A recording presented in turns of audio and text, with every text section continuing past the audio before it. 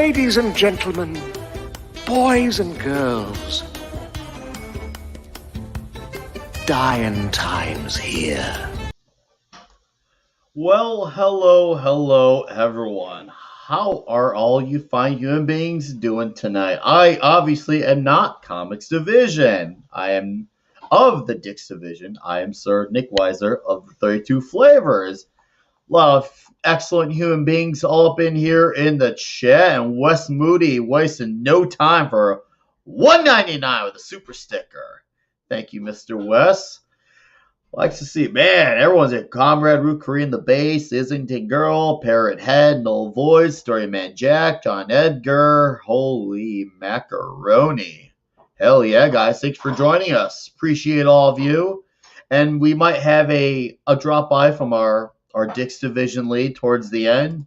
Ginger Jiver, David Sertal, Sultan Afahim, hello, TZ Canadian, Marks 47, Darth Cue Ball, hello. Yes, Philbo Baggins, hello. The Angry Gamer, he's watching something just as bad, to answer your question, something really bad. It's called No Time to Die. He's there. He's got to talk about that because tomorrow night, I think on FNT, they're probably going to talk about it. So, yeah, anyways, we're bringing our fine panelists here. Start with a guy, you know him, you love him. He might not have a leaf. It might be real. And he is everywhere and anywhere, spreading himself around full all over YouTube. Ladies and gentlemen, he is your Culture Casino. Greetings, everybody. Welcome. Thanks for being here tonight. We are very excited to have you join us this evening. We will probably be joined by the fearless leader here late in the show. We also have some other special guests that may appear very soon. Thank you for being here. We are going to go right at it. Here we go. Thanks, Nick. Awesome. Yeah, no, thank you. It's going to be fun to do this one. And of course, he is, I guess you could say, is our leading patriot on the panel. He is leading a movement of the resistance here on the YouTubes. Ladies and gentlemen, Drew, the Supreme Heretic. What up, folks? Great to see everybody in the chat. And yeah, big news. I wanted to drop this announcement because it did become official in the last hour. On Tuesdays on my channel, we are rebranding the Tuesday program. It will formerly be called Rogue Squadron, and now we present to you it will be called the Rogue Resistance. I'm very excited about the change, very excited about moving into the future because, guys, let's face it, you folks in the chat, plus us, the Dix Division, Rogue Entertainment, the Cotton Connection, all of our friends around this great fellowship, we are spearheading a resistance. Make no mistake about that. And that is why the name change is so relevant right now. So I am excited to drop that news to you. And let's get this party started, folks. Awesome. Hey, Drew, good to be streaming with you, man. Absolutely, homie. I know, man. I always love kicking it with you, Nick. Because the feelings are mutual. I mean, dude, we are brothers in Dix Division. We are brothers in metal.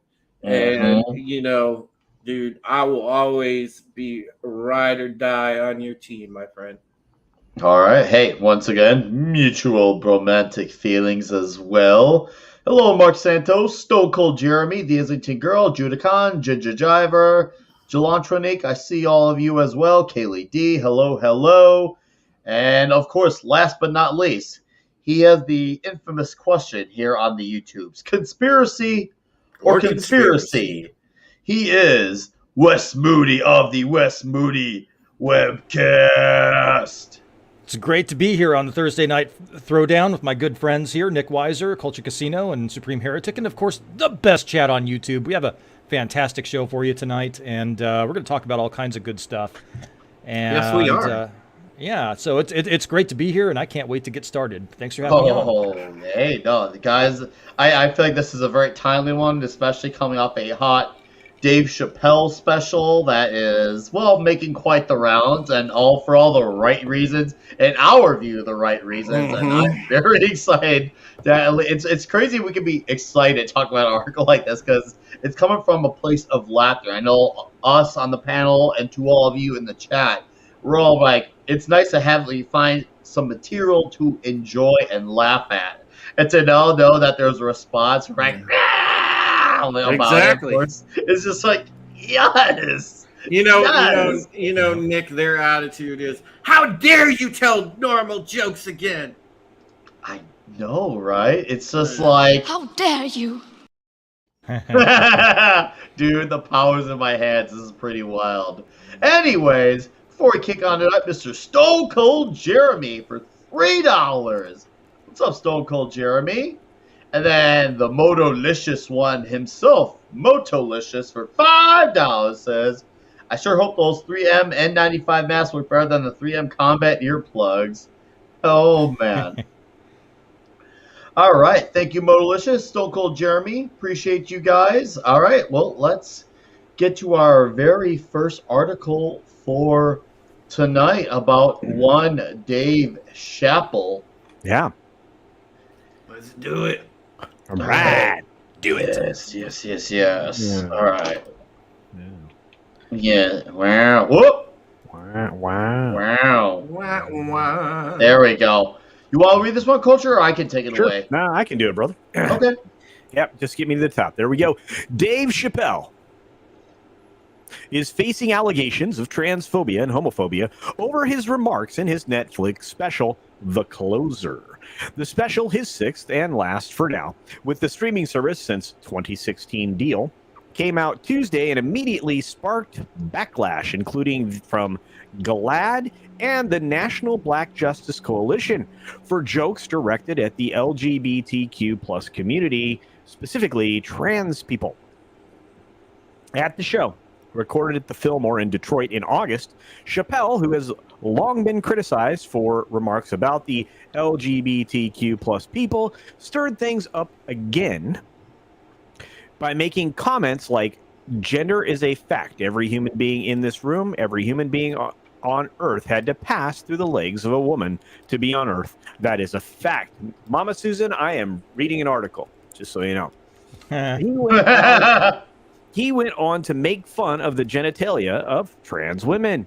Chappelle also defended Harry Potter author J.K. Rowling, who has faced allegations of transphobia for years. Well, it's just a handful of years, like 2 or 3. Right. And they canceled J.K. Rowling. My God, he said. Effectually, she said gender was a fact. The trans community got mad as shit. They started calling her a TERF, Chappelle said, which means trans exclusionary radical feminists, whose views about feminism are seen as anti-trans, he added. I am team TERF. Gender is a fact. At another point, yeah, Well, you wouldn't think there's anything controversial about that, but, you know. Well, Trust the science, people. Trust the science. You can't say anymore. There is 2 genders. Well, yes, you can. You're just going to get into a fight about it. That's the thing, right? You can say there are 2 sexes. Yeah. You know, but you know, it is what it is. It just again, biology over what classification is, which is the biggest problem that I think the government ever put us in. They removed sex from documents and gave us the gender instead. That screwed everything up. If we stuck with sex, there could be no argument. But it is what it is, and I'm not going to fight with any of that. But anyway, it's very interesting that he leans into this. Now, as you know, and as has been on Tim Pool's many times, Ariel Scarcella. Oh, yeah. Caught that a few nights ago. She was awesome. Yeah, she's amazing. And she was on again recently. And they go after her as well because she's a lesbian. She's a lesbian, right? Yeah. And they call her a TERF. Because she's not into male genitalia. So there's all kinds of stuff like that out there in the world where they're going to cancel people because they don't fall exactly in line or they're going to try to cancel them with exactly what somebody thinks, which is not the way the world should work. But anyway, so I'm just giving you some background. We can keep going if you want me to. Yeah. Let me bring it down. I just had to insert my peanut gallery like thoughts. When Yes, you get please do. when you get across something that's highly ridiculous like that, I have to chime in. No, please do. I don't mind it. It was perfectly fine. We need to pause occasionally to do that. And of course, we have people in the chat already bringing up comments. I don't know if we want to get on those before we go further, but Any in particular you want to highlight? oh no, go for it. Whatever you think. I mean, just yeah, we got people with comments. Just making sure. I mean, As usual, our chat is on point, of course. Yeah, right. Ella Gab, let's say her. I prefer non-term. I like the angry gamer. Chappelle should say that they, right? Yeah. So can we stop? Right. Well, I again, we are not medical professionals, nor would I be able to classify somebody directly. I'm not a psychologist or psychiatrist or any form of counselor. So, yeah. I'm not either, but I am a free speech advocate, so I'd say tell anybody that you want to go fuck themselves. Yeah, well, look, my way of dealing with these people is this. All right, I'm gonna go when I see these people getting triggered, I am gonna go full old school Xbox Live lobby on these people, and I'm gonna just absolutely verbally eviscerate them because I don't care about their feelings. They can cry. I do not care. I will bring back the glorious. I need to. I think you're being very hyperbolic and kind of a little bit of inciting maybe something that we don't want to do. But what I do want to say is this: Chappelle at the end of this, right? It talks about his friend who was trans. At the end of the special. Her name, yeah, exactly, Wes. Yeah, Daphne. And in fact, I think Nick was listening to some of that while we were backstage. Yes. And it's a beautiful story of how he meets this person. She becomes a part of his life, and they have a really amazing time together. Yes. And has an incredible experience and offers, to help her out whenever he's in San Francisco. And then after 6 days of harassment for a tweet that Daphne put together that was in support of Dave Chappelle, she self-deletes. All right. I want to add to this comment, Mr. Dragon. And this is so true, because even if he does fall in line, they still have to cancel regardless, because that's what they do. And this is why it makes no sense to back away, because even if you do, then they just say, okay, well, he gave in to it then. What can we look for going backwards?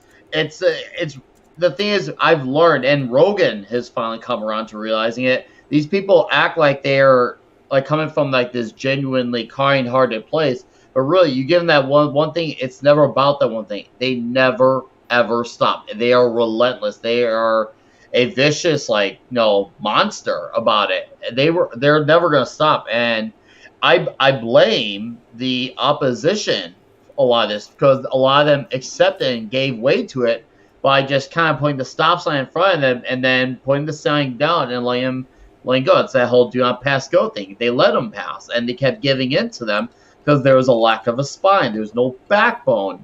And you kept giving them all this miles all these years, and all those miles have added up, and all you've done is create one angry, monolithic beast who now they're so used to getting their way. The minute that they see that there's a pushback towards their way, it's foreign language to them. Now they have become that much more angry and more resistant on their end, because they're used to, being the one that dishes it out and gives what they want in return without question. So here we are at this point. I hate saying that, but that's true. The reason they've gotten away with it without question is because people are tolerant and they don't want to hurt your feelings, you fucking assholes. Sorry. Exactly. I'm getting mad. No, you're right, Wes. And I'm that's getting what mad. I'm saying. We need to stop coddling these people. Bring back glorious terms like British cigarette.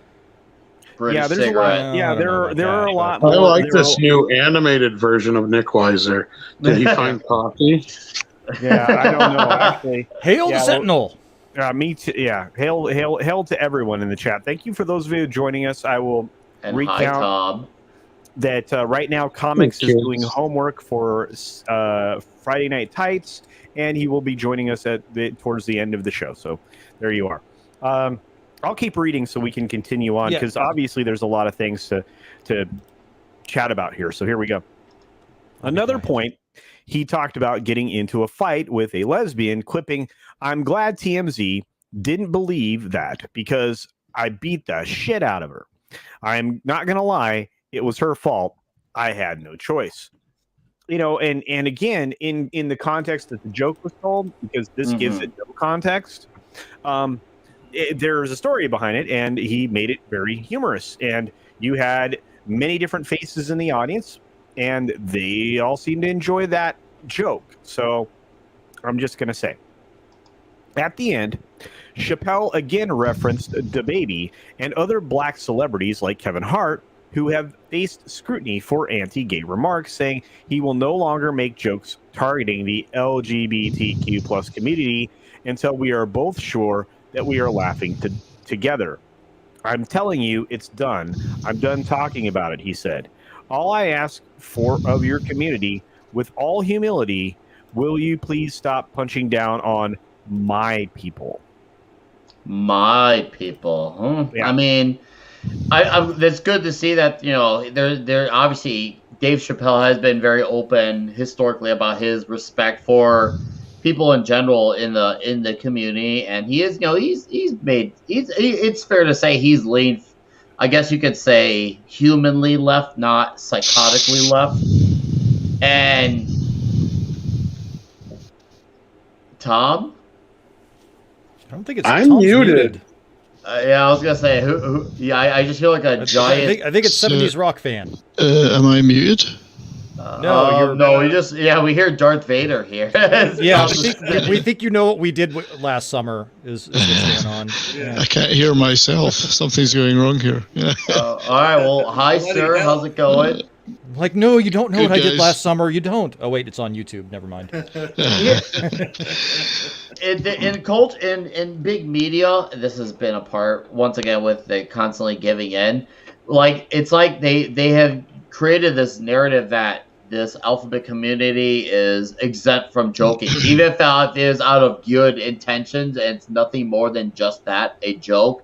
They create this idea whereas, oh, well, maybe you could accept comedy, but it's got to be about what we want it to be about. There's no even playing field. They don't understand the idea of even playing field because they only want an echo chamber of what they think will exist. But even though they say that they don't want an echo chamber, but their actions obviously sing a different song.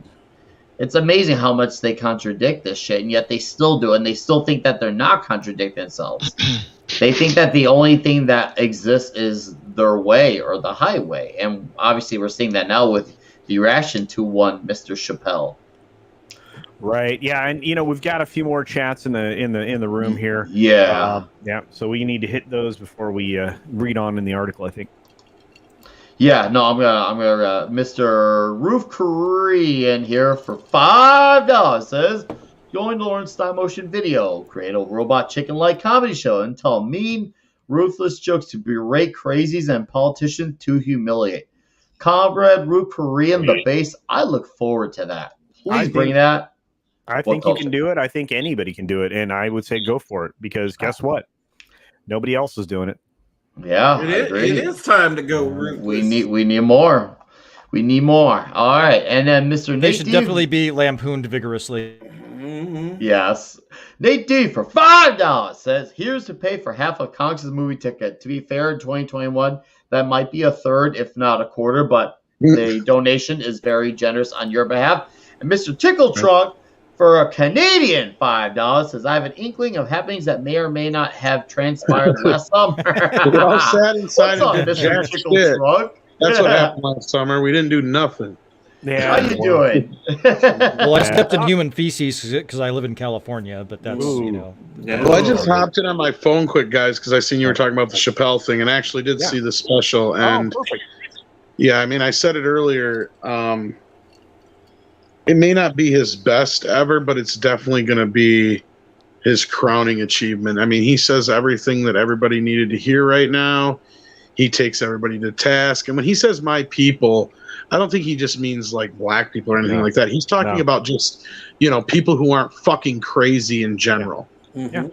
Actually, Absolutely. I think he was talking about every people, because at that point in the show he had talked about the relationship conversation he had with Daphne about them having a human experience. Exactly. He's talking about connecting on a human level. Go ahead. Exactly. Right. Yeah. And so I think he's talking about everybody. Yeah. I think, Tom, you hit the nail on the head, my friend. And there was so much in the vein of unity here. And I will agree, he wasn't his funniest in the special, but it might be his magnum opus of bringing people together through comedy, right? Or through that type of an experience, right? Yeah, it may not be his Sergeant Pepper, but it's definitely his Let It Be, right? Yeah. I think you're right. Is this thing on? Yeah. Yeah, you're good. You're good. Yes, Lord Vader. Sorry about yes. that, guys. You're good. You're I good, can't dude. hear myself, which is obviously a blessing in disguise. But Nah, you're good. I don't know. Something's going wrong. Nah, I'll fix it we're good. later. No, you're good, man. We can hear you. Yep. All right. Well, Hear you perfectly. I guess I'll take this one away then. There has been extensive criticism online, with GLAAD issuing a statement saying Dave Chappelle's brand has become synonymous with ridiculing trans people and other marginalized communities. Negative reviews and viewers loudly condemning his latest special is a message to the industry that audiences don't support platforming anti-alphabet diatribes. We agree. The National Black Justice Coalition, a civil rights advocacy group dedicated to the empowerment of the Black alphabet community, called it deeply disappointing that Netflix allowed Dave Chappelle's lazy and hostile transphobia and homophobia to air on its platform. Blah, blah, blah, blah. Jeez. And then Dana White from True Colors Unite, which helps combat youth homelessness with a focus on alphabet, said, "Nothing Dave Chappelle says changes the fact that trans women are women, trans men are men, non-binary, that alphabet people should live free of harm and discrimination. He is wrong.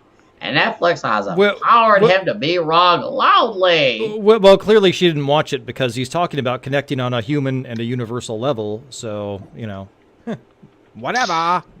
Hello, So- Nina Infinity. Mr. Comix Division is currently at No Time to Die, and I am taking over. He might show up towards the end. Yep. And and to be clear, when they're calling on people not to stream this, it didn't seem to work very well, because on Netflix, this is in the top 10. In fact, it's in the top 5, and it's alternated between 1 and 4 throughout the last 2 days. So there you go.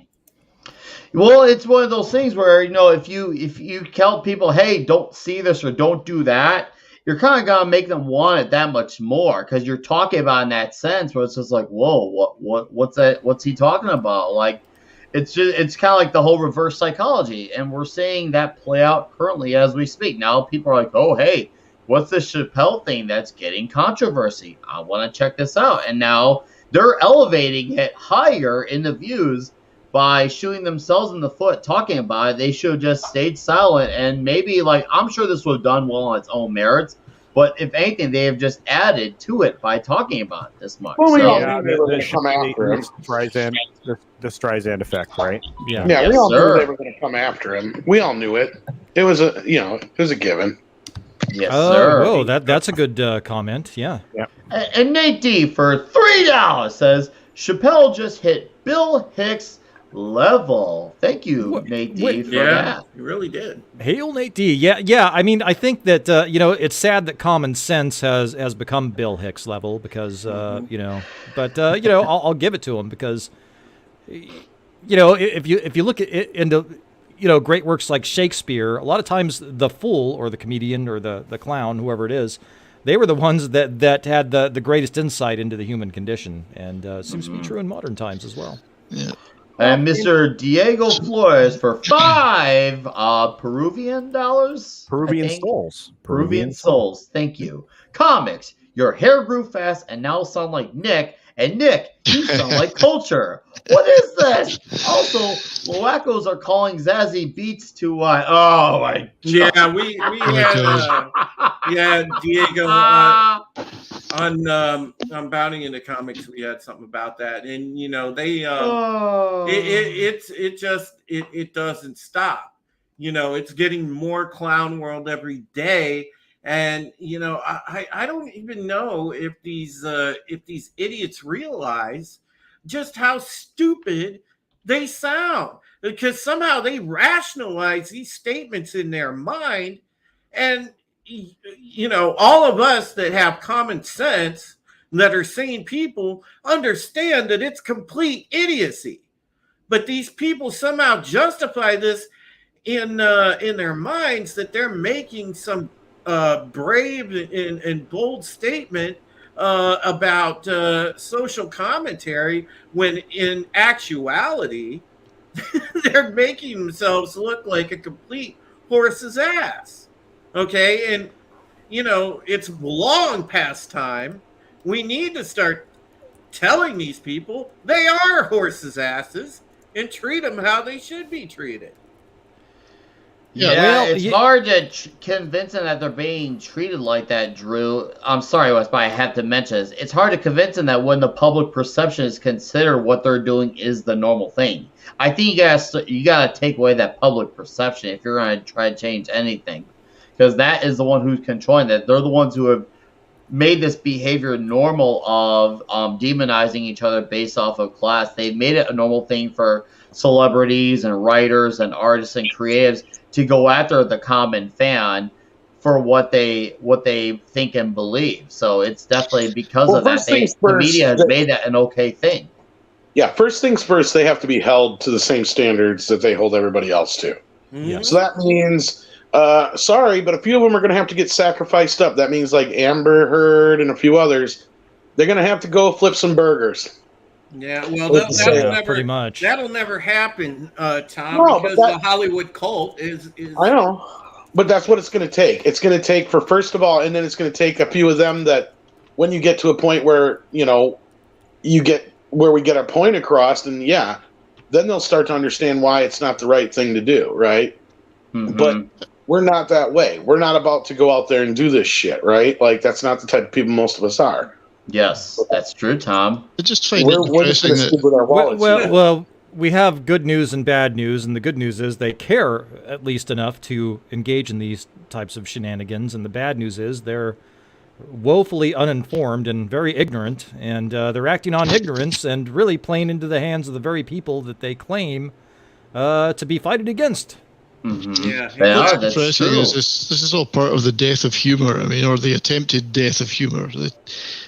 The fact that there are groups of people, or people speaking on behalf of groups of people, of course, which is a very different thing, saying that you're not allowed to have any humor at our expense. There will be no jokes. We are the po-faced Puritans of the era. No jokes allowed at our expense. Not even mild ones. Yeah. Not even where you think you're laughing with us. It's this Puritanism, the new Puritanism. It's all over now. Well, yeah. The new Puritanism is psychotic. Yeah. Exactly. Spot on, 70s rock fan. And the thing is, who does speak for other people? I don't speak for anyone else. I never claim to speak for anyone else. No. That's the height of hubris and arrogance, speaking for someone else or speaking for another group. It's that is what's offensive. You are spot on, Wes. And all I got to say is hashtag Let's Go Brandon. Let's go, Brandon. Let's go, Brandon. All right. All right. Toxic Fandom here for $5. I had no idea Chappelle had a new special. Definitely gonna check it out now. And then Comrade Roof Korean the Bass for $2 says Tool likes to sneak Bill Hicks into hidden songs. And then Mr. Tickletrunk for $2 Canadian. Women's are the new Womackson. Twitter, Clown World.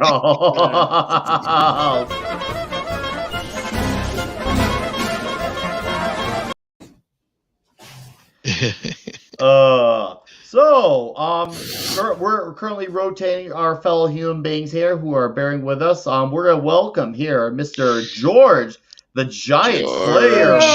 Hello, Nick. How's everybody going? Bring the candles to Mother George. 70s Rock fan, how you doing, my Hey, friend? man. Drew, Good to see you. George, Good how to are see you, all my of you. friend? How are y'all doing tonight? Hey, Good, Awesome. man. I'm just glad you made it home safely, my friend. Absolutely. You know, it's that speed limit. You got to break it every once in a while. I never Thank God I drive. live All in of us Texas. was left good. I always love when we get time to spend together, George. You are an amazing human. Oh, All right. thank you, Drew. Much appreciated. Much appreciated. So what are y'all talking about tonight? We're currently talking about the Dave Chappelle article with the whole transphobia thing, and we're currently running through like some of the controversial content. People are like, oh, this is very offensive. And why is this being said? What was You missed it. controversial? I think when I read it earlier, he said, everyone born in this world comes through a woman's legs. I'm like, that's kind of like biology. Kind of like you're making a lot of sense there, George. What's wrong with what the hell's wrong with you for making sense, George? No, Come they're on. birthing people now. That's Typically, what it is. I mean, in there are order, C-sections. Some people were upset that he didn't talk about C-sections, but it's like the bottom line is we all come from women. I mean, yeah, and typically, in order to be conceived in the first place, you have to go in through there. So you know it's or something in has one to. place, out the other.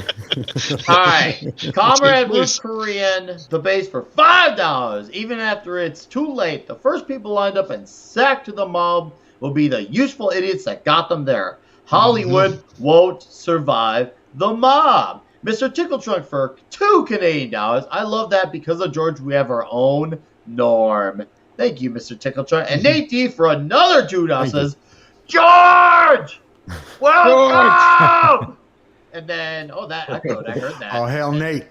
And then Darius Munchausen for $149. That's a great avatar there. Mr. Love I like that avatar. Beautiful. Yeah, for Delicious. $149. Thank you. All right. Well, Thank you, Darius. let's continue this article here.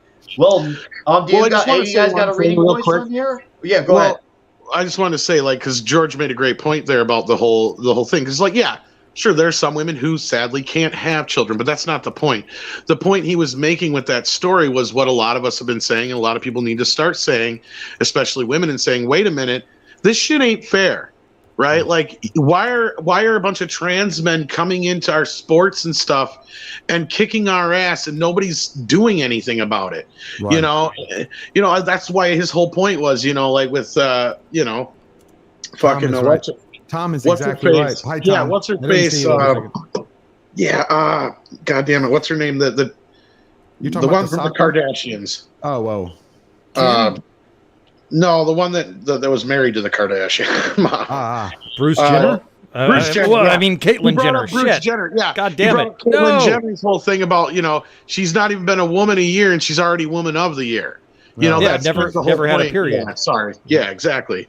It has not so much to do with the fact that only women can have children or whether they can't or not. It has more to do with the fact that, like we've been saying all this time, is this is unfair for men, again, to be coming in and taking, like, it goes against everything they're trying to fight against, right? Well, like, where's the absolutely. hypocrisy? Well, think about it. For 120 years, women were fighting for equality. They were fighting in the suffrage movement to be able to vote.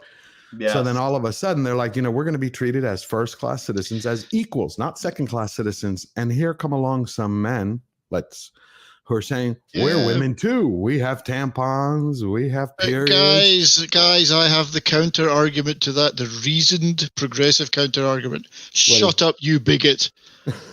Well, what I don't get I like is, to stick to George biology. is right. Isn't their whole George- thing about Forgot about science? that one. Their whole No. thing is about science, That's the right? argument over. Argument over. No, it's about I the think science up to and including when it doesn't benefit them. It was never Right. about the thing. Once again, brings me back to what I said earlier before George Wright. It was never about the logical argument. It's just about whatever benefits the argument at that given moment in time. Like Correct. they'll say trust the science, but then you have things like that that'll contradict it, and then they'll tell off and be the ones questioning science, which I don't care if they personally want to question science. Fine, do your part. Whether I agree or don't agree is neither here nor there.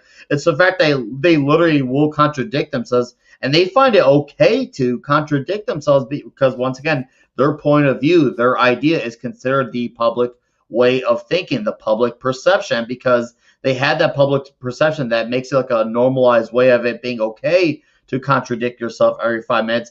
They don't see themselves as being held accountable because the people who do these things as well that are in the public airspace aren't held accountable as well. So they see them not being held accountable. So they think, okay, well, if they're not being held accountable, I can go along with it too and not be held accountable as well. And we're seeing the whole domino effect of a lack of accountability being passed around, and it's multiplying, God, what feels like every damn day now. Right, but I think part of that is because people kept going along in the last 3 decades, and one of the things that they did was like, this will never get crazier. This will never happen. X will never happen. Y will never happen. This is just a fad. This is just a fashion. This is just on the East Coast. This is just on the West Coast.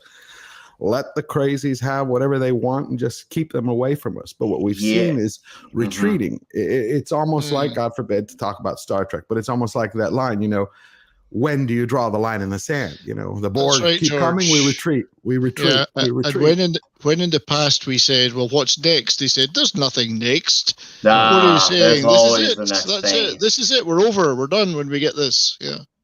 But that's the case. What is it that we first heard in the late 80s and 90s, 70s? What is the first thing we heard? We just want to be treated with respect. Of course, every human being deserves to be treated with respect, no violence towards anyone. You don't have to like someone, but equal respect. But then it was, we want civil unions. But then it was, we want marriage. But then it was, we want to adopt. George, do you see the pattern? Do you see a pattern? It was never about one. It was just the next thing until the next thing until the next thing until the next. It's correct. It's a constant goalpost shift. It's literally. Now we've reached the point of absurdity when the things that are next are so outlandish. Last year, I think it was in Utah. I may be wrong. It was in Utah or Arkansas, where a woman went to the county courthouse and wanted to be declared legally a walrus. She says, "I identify as a walrus. I am the walrus." You are the walrus. You had another one wanted to be identified as a bear. Another one wanted to marry their horse. So they're like, it's not bestiality. They want to be identified in Montana as a horse. I'm like, okay. Sometimes I look at those things and initially I would get down about it. But then I'm like, you know, every time they shoot these crazy flares into the air, it actually wakes people up. You know, it opens their eyes to go, wait a minute, this isn't like some skit. This is going to continue. And I think that's something that we have to keep bringing it to people's attention. And Chappelle is a perfect person to do that because it's kind of like, if you can't tell comedy, if you can't poke fun at society, you have nothing left. Yeah, and that's the whole point of being a comedian is you aren't targeting one group, you're targeting everybody. I mean, Chappelle went after the whites, you know, he went after the gays, he went after the trans, he went after everybody. It was really funny. You know, he talked about the black people attacking Asians and stuff like that. I mean, this special, if you watch it and you pay attention to it and you are capable of intellectual honesty, will say, I think there are a lot of great points made here. And that's the other great thing about good comedy. It makes you think. George Carlin made you think, right? Sam Kinison would entertain you, but at the end of the day, you would have to think. Even Eddie Murphy made you think. Richard Pryor made you think. You see a pattern here. It's absolutely going all the way back to the guy that got arrested almost every time he did a show, Lenny Bruce. Lenny Bruce is like the guy you want to be if you're a comedian. You want to go to jail every night because you did the thing that you're supposed to do. You tell the truth to power in a humorous way. The jester is the only person that's allowed to make fun of the king. Right. I mean, but that's there for a reason. The fool existed for a reason. Yes. Not only to give the king advice, humility, but to be able to tell him some truth. So he could say, hey, you know, no one can tell the king, you've gone a little too far, your majesty, but a jester in the right way could put it within the right context, could make him laugh and make him think. We need that in our society. Well said, exactly. George. Very well said. Exactly, George. And, you know, the problem is, all right, and I'm going to break this down to a tactical level here. Okay, this is what's going on, especially in this war against pre-thought, is activism culture became profitable. All right, and and we got a ton of money infused in organizations that their biggest thing is to put out inflammatory rhetoric and disrupt the zeitgeist. And but you have but Drew, you're right. You have professional trolls now, right? Yeah, exactly. That troll on behalf of these groups. You have influencers that are also paid, that also do the same thing. So you're not wrong. But let me finish real quick, Culture. Yeah. All I was going to say is, if you tie back the money, all right, and we see it again, it goes back to people like George Soros, because he backs a lot of these activist organizations. Oh, he does. That employ said professional trolls. Just case in point, folks. Look up Redfamous and look up some of the organizations she's tied up with, among other people on the Twitters and on the various social media. Look at who today was on Twitter. Soros and his son hanging out with Nancy Pelosi, of course. And it's like, you have people, and again, I mean, you have these circumstances and situations, and I don't want to drag the politics of that into this conversation. Right. But I do want to say we've had Benjamin Flensborg's 20 Danish krona on a super sticker up here for like an hour and a half. So I go ahead with that. I'm sorry about that. No, that's okay. Benjamin Flensborg for 20 Danish krona with a super sticker. Thank you, Benjamin. And we have another one here from Mr. Nate D. Yes, George, we've been silent too long. I felt the power in that one, Nate D. Yes. Thank you for that. Absolutely. Mr. Triple Shrug once more for $5 Canadian says, the issue is that it's activism based. When people get what they want, they lead the movements. It's true. It's not a slippery slope, but ends up one. Mm-hmm. The thing is, I feel like they end up leaving a movement and then they start another movement to solve the next issue. And that brings back to what I said earlier. They look for the next thing because the cycle never ends. You can ask one of these people, what's the true end game? They'll say what an end game is, but then they'll change what the goal of the end game is. There's no, you're right. It is. It's just shit that comes out constantly. It's an endless shit show. Yep. So it's but you want to see where is it going to end.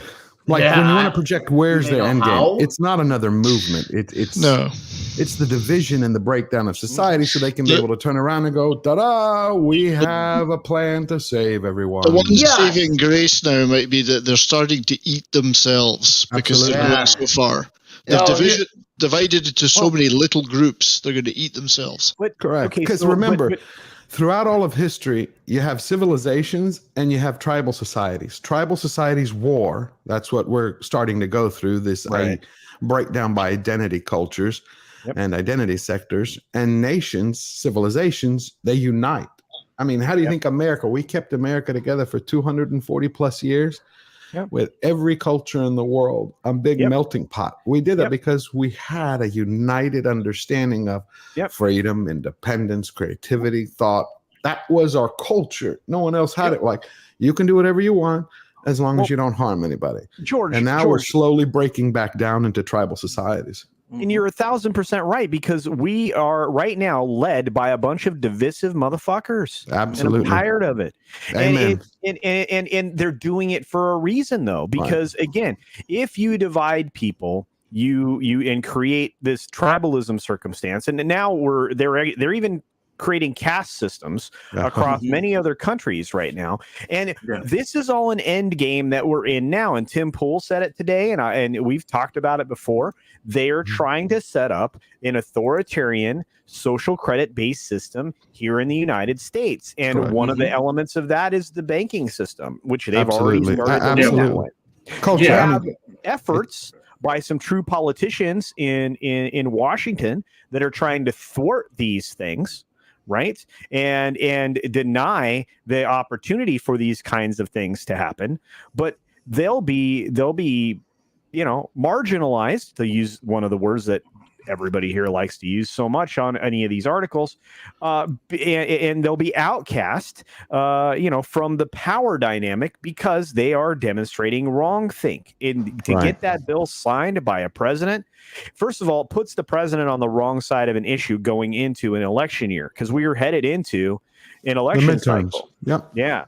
And if you get that bill in front of people and it gets out there to everybody in the world and they can't put their signature on it, none of them, if they can't vote for an anti-authoritarian bill,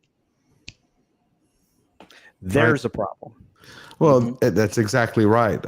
Just look at today, the last 2 days, just real quick to sift from the topic, but it actually has a lot to do with it.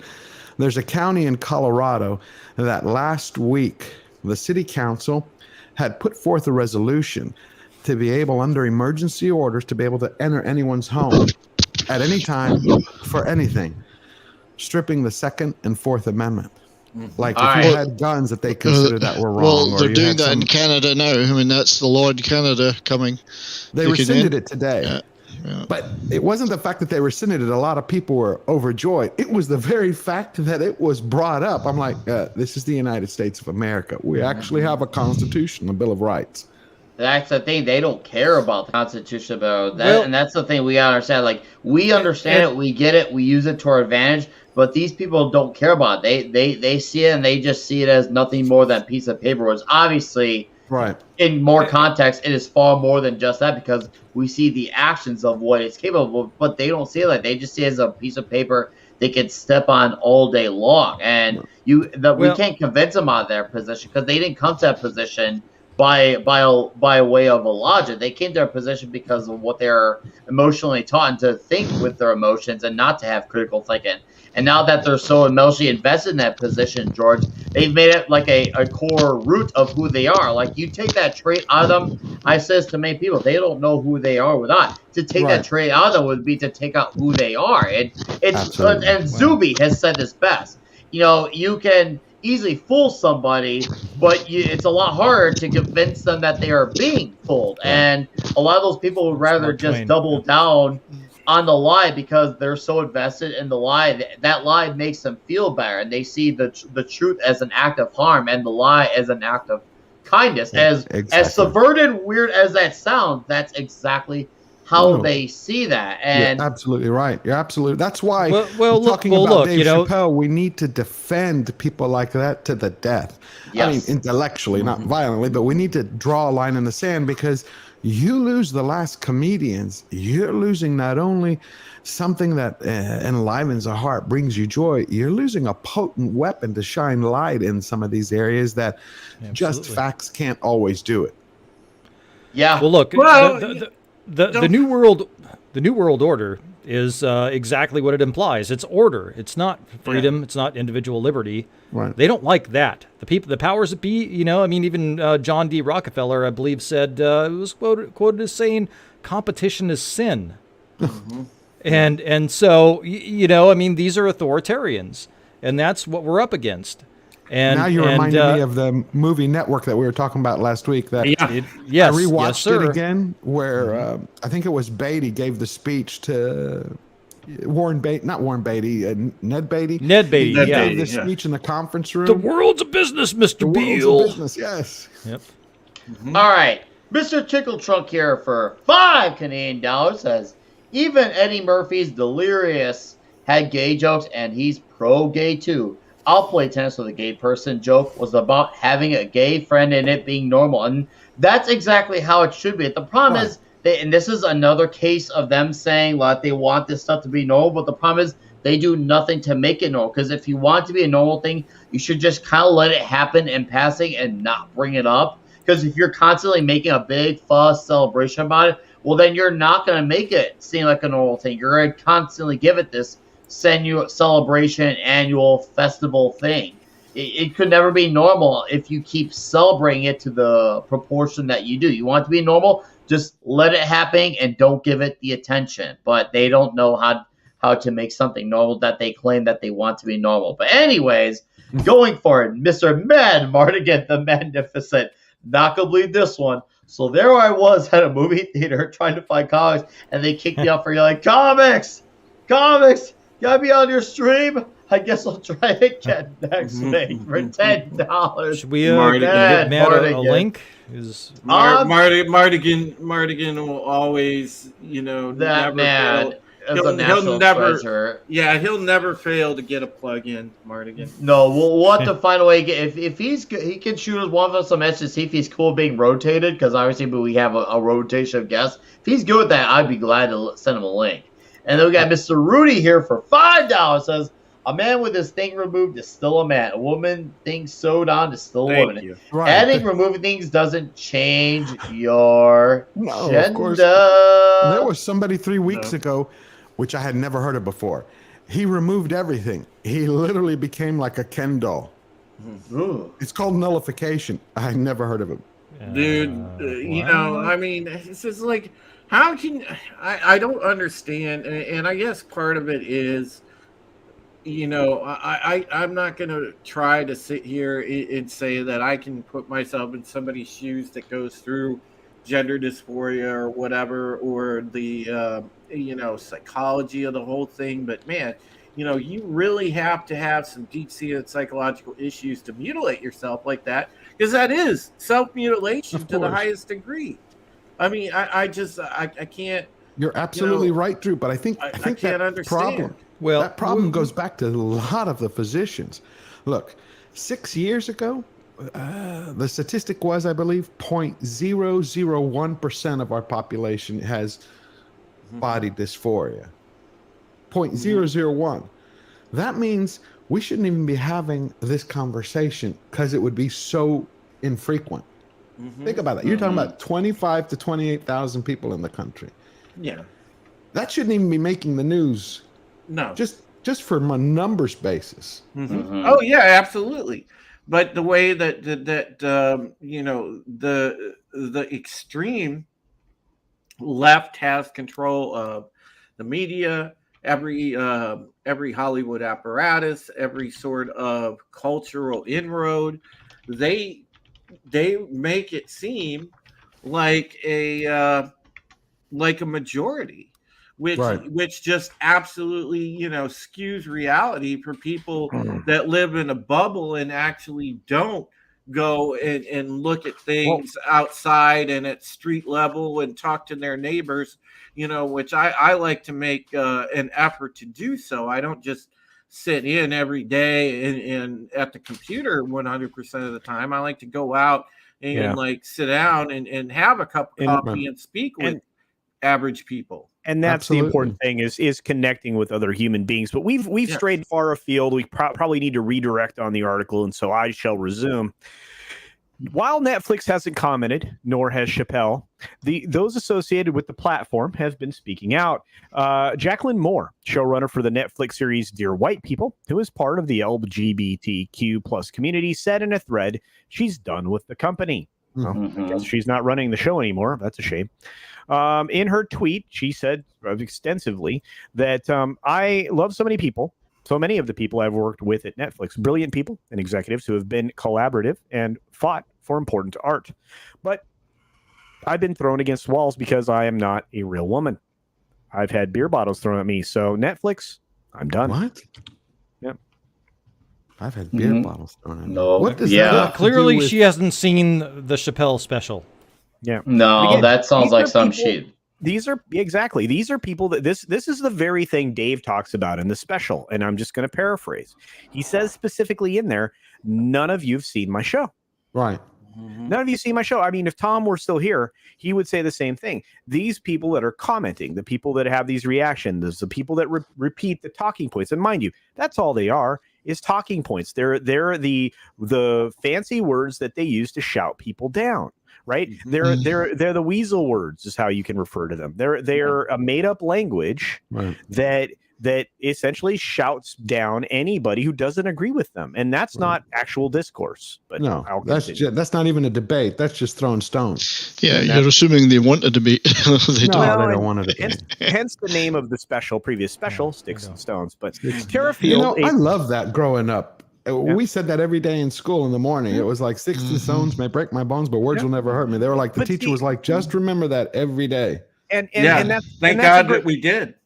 And that's a great thing, because guess what? It turned the bully stuff into something else entirely, right? You know, it exposed the bully for what it was, or it made you realize that was actually the nature of the world. And you know what? The people that are doing stuff now have never actually been challenged, you know, to back up their loose lips. So we'll have to see someday. But Tara Field, a programmer at Netflix who is trans, detailed her issues with Chappelle's comments in a thread.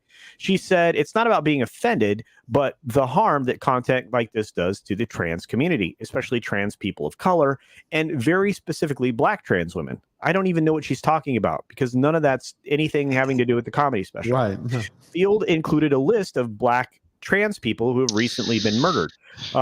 You should, well, maybe you should, all crimes. You know what I think that is? That's like murder. what 70 said a little while ago, where he's like, anytime they're losing an argument, they throw out bigot. I've noticed in this trans debate, anytime they're losing or they don't want to address the real issue, they throw out, shut up, you bigot. Well, yeah, George, it's the way. Well, that's exactly it. It has nothing to do with it. They're throwing at you because they don't want to be put in a position of defense. They're so used to their position being now exempt from critique. By them calling you a nist or a phobe or an ism, it keeps you on the defense. You gotta make sure to not give in to that, because when you respond to that and act on that, you're giving them that satisfaction, that craving for them wanting you. They want you to defend that position. And they know deep down inside you're not. They know deep down inside you're not. They want you to react that, because they know never cede that ground to them. You can never cede that ground to one of these bullies.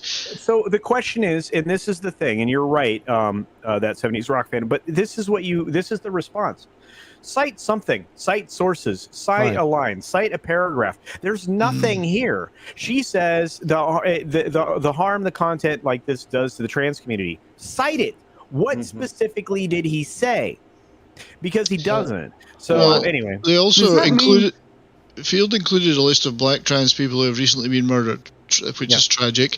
But you could include a list of non-Black, non-trans people who have recently been murdered too. All of them are tragic. So what does that prove? So what does it prove? Well, and this is the argument that I hate more than anything, is these ideas of these hate crime laws, right?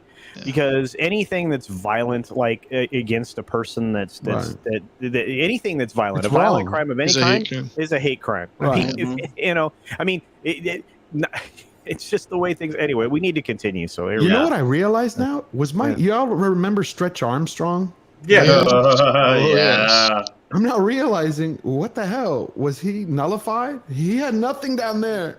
Yeah. I mean, well, look, the Ken doll never had Armstrong.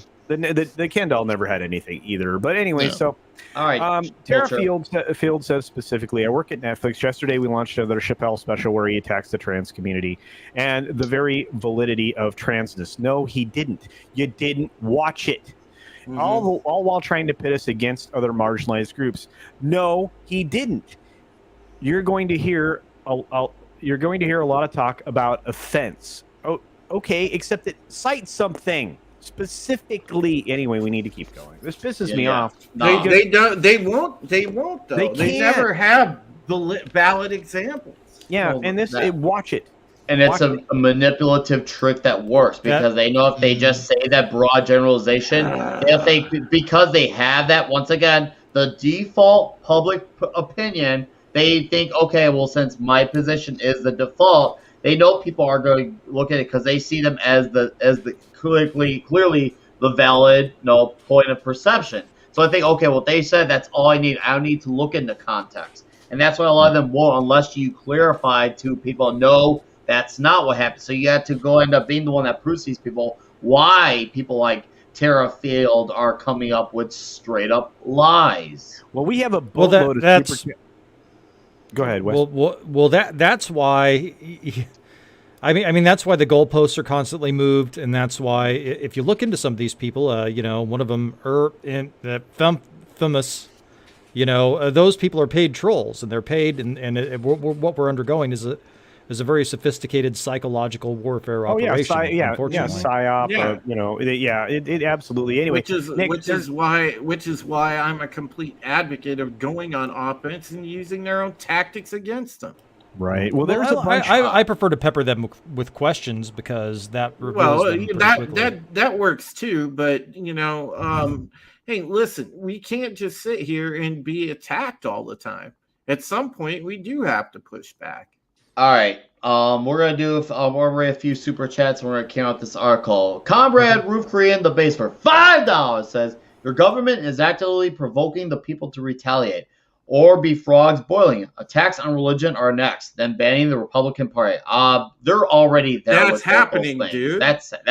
But I'm sure he agrees. And then Mr. Glinser for $5 says equality, quotation, has morphed into preferential treatment for the woke legion of chronic compliance. Well, it was never about being equal. It was always about just having the upper hand, but without admitting that there is an upper hand. And do you know what the next step from preferential treatment is? Making it mandatory.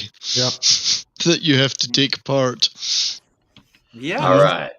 That's exactly it. But as far as the war on Christianity, that is active right now. It's going unreported, but there are hundreds of thousands of Christians every day getting slaughtered around the globe, and nobody's supporting it. Yeah, I can promise you that. They are. Doesn't support the narrative. And once again, that narrative is considered the default position. So now that we're caught up on the super chats, we'll catch up on this article here. Culture, or do you want me to take it? I got it. All right. Anyway, so go ahead and scroll because we've finished her tweet. Yes. How long have I been up here? I'm just here clipping my nails. You've been up here a bit. Wow. All right. Oh. All right. Hey, guys. Hi. The problem is... Here, I'll let you read the tweet. Okay, thank you. The problem is that people are responding to something we never said. We aren't complaining about being offended, and we don't have thin skin. You try going to a pharmacy and having them call you sir in front of everyone while you pick up your estradiol. Thin skin. What we object to is the harm that content like this does to the trans community, and this is the same thing. This is the thing that she says. People who look at like me aren't being killed. I'm a white woman. I get to worry about Starbucks writing Terra on my drink. I don't know. I don't have any stats. Yeah. There's nothing. They don't cite anything, and it bothers me. So meanwhile, Chappelle. Meanwhile, 50 Cent, who has denied he's homophobic himself, came to Chappelle's defense, calling the special flawless. And he that's pretty base. Dave Chappelle is a funny motherfucker that was flawless. Oh, yeah. Hip hop loves things that are damaged. That's the beauty of the culture. The baby is on a new path. Music has changed everything. LOL. Chance the Rapper told his followers that he hopes they watched The Closer, and I hope you really listened. Chance the Rapper, I really hope you watch The Closer, and I really hope you listen. Dave Chappelle, the poet, the goat, the human, and that was how we ended the show. Yes. All right. For years now, the question has been posed: what is Dave Chappelle's problem with gay people? He's targeted the community in multiple specials over the last few years, previously singling out Caitlyn Jenner and mocking pronouns. Actually, cite something. Cite it. And they won't. No. And it's not been limited to his specials. During his 2017 residency at Radio City Music Hall, he almost exclusively talked about trans issues for the first 20 minutes of his set. Vulture noted at the time. Okay. So... something specific. No, that's the thing they want. Here's the thing, and culture, I'm sure this has happened to you. When someone sees your head of hair from behind, you've been called miss or ma'am, which has happened to me on countless occasions. And honestly, I don't give a flat fuck if that happens, because who cares? If that's the worst of my issues going on in my life, someone mistaking me for being you didn't turn ma'am, around and yell? If that's the worst I'm dealing with in my day, then I'm having a fucking amazing day. Yeah, that's amazing. I would love for that to be the worst of my problems. I'm going to tell you quickly. I was sitting on one of the chairs at the bar at the Paris when we were in Vegas. Yeah, and not once but twice. I was approached from behind by guys who very, sidled up to me and said, "Well, hey, how are you doing?" And I turned around and surprised the complete hell out of them. I would have loved to have seen How that. are you doing? Where did it go from mariculture, though? Tell us more. Did you get his number? What happens in Vegas stays in Vegas. That kind of thing happens, and you know what? You can choose to react one way or another, I guess. Gotta admit, that makes me a little jealous. Hey now. I don't like that idea. What it is. All right, culture. Let's carry this on. Anyway, yeah, we'll keep going. Chappelle didn't come off as a free speech fire starter or an inflammatory punk trying to get a rise out of people, the review said. He just sounded old and out of touch, a fact that he touched on very briefly throughout the set, but not enough. No. Again, they don't cite anything, which gives them no weight. This is what we have to stop giving weight to people who can't show proof, receipts. They cite something specific. They don't cite anything because they're a bunch of pussies throwing shit. I know. Sorry. I know. They also don't need to because, once again, as I mentioned earlier 1,000 times, they have that default position where they don't have to explain this. As long as they say it and say it first, people will believe what they see first. It's kind of like when you see someone being told that they're being arrested for so-and-so crime. It's a page one headline, but then if they get acquitted and they turn out to be innocent, it ends up being, page 30 at the top right corner. And it's just one of those things. They want to get something to hurt somebody, but once they're proven innocent, then they'll cover it, but they're going to not do it to the extent that they made the front page headline. They never apologize with the value, the weight, the strength that they attacked someone. It's the same way. It's the same way with their misleading headlines. Like the reason why they will word, there's certain ways because most people are just going to see the headline. Even when you get an article, if they are wrong and need to make a correction, that correction is never going to reach even all the people that had already read the misleading or the lie that was told. And again, I mean, this is the problem I have with Twitter and stuff like that is for more than a month now, Rachel Maddow has had a tweet lie up in on Twitter, and it was later shown to be absolutely outright lying, but the tweet's still in place with hundreds of thousands of retweets. Okay, I really don't like that man, Maddow. I really don't like him. Well, it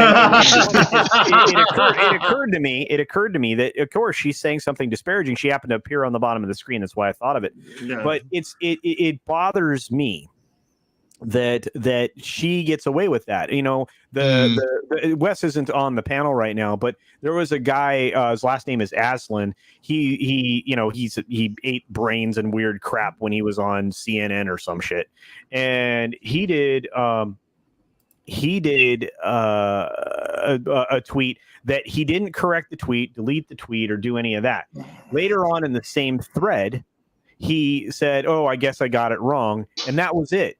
But the lie stayed in place because that, again, you tell a lie often enough. If that gets retweeted often enough, people are going to believe the lie. And that is how all of the leftists operate, that, or at least the ones that I've seen that have check marks or that, are often cited by some of these things. That I should be more specific. That's what happens is they continually, and they recycle stories that have been proven to be false. And that's how we end up in these things. Because, again, if they get asked to cite something or if they get called out, it never sticks because, the lie has been out there for a long, long time. Yeah, and doing the damage. If anybody wants to talk misinformation, right? Believe me. Well, I don't know about you guys, but culture, I've found typically that they really don't care if you call them out for it being a lie. They go, well, the intention is there, the intention is right, and they've done the damage. Yeah, they don't care. They really don't care.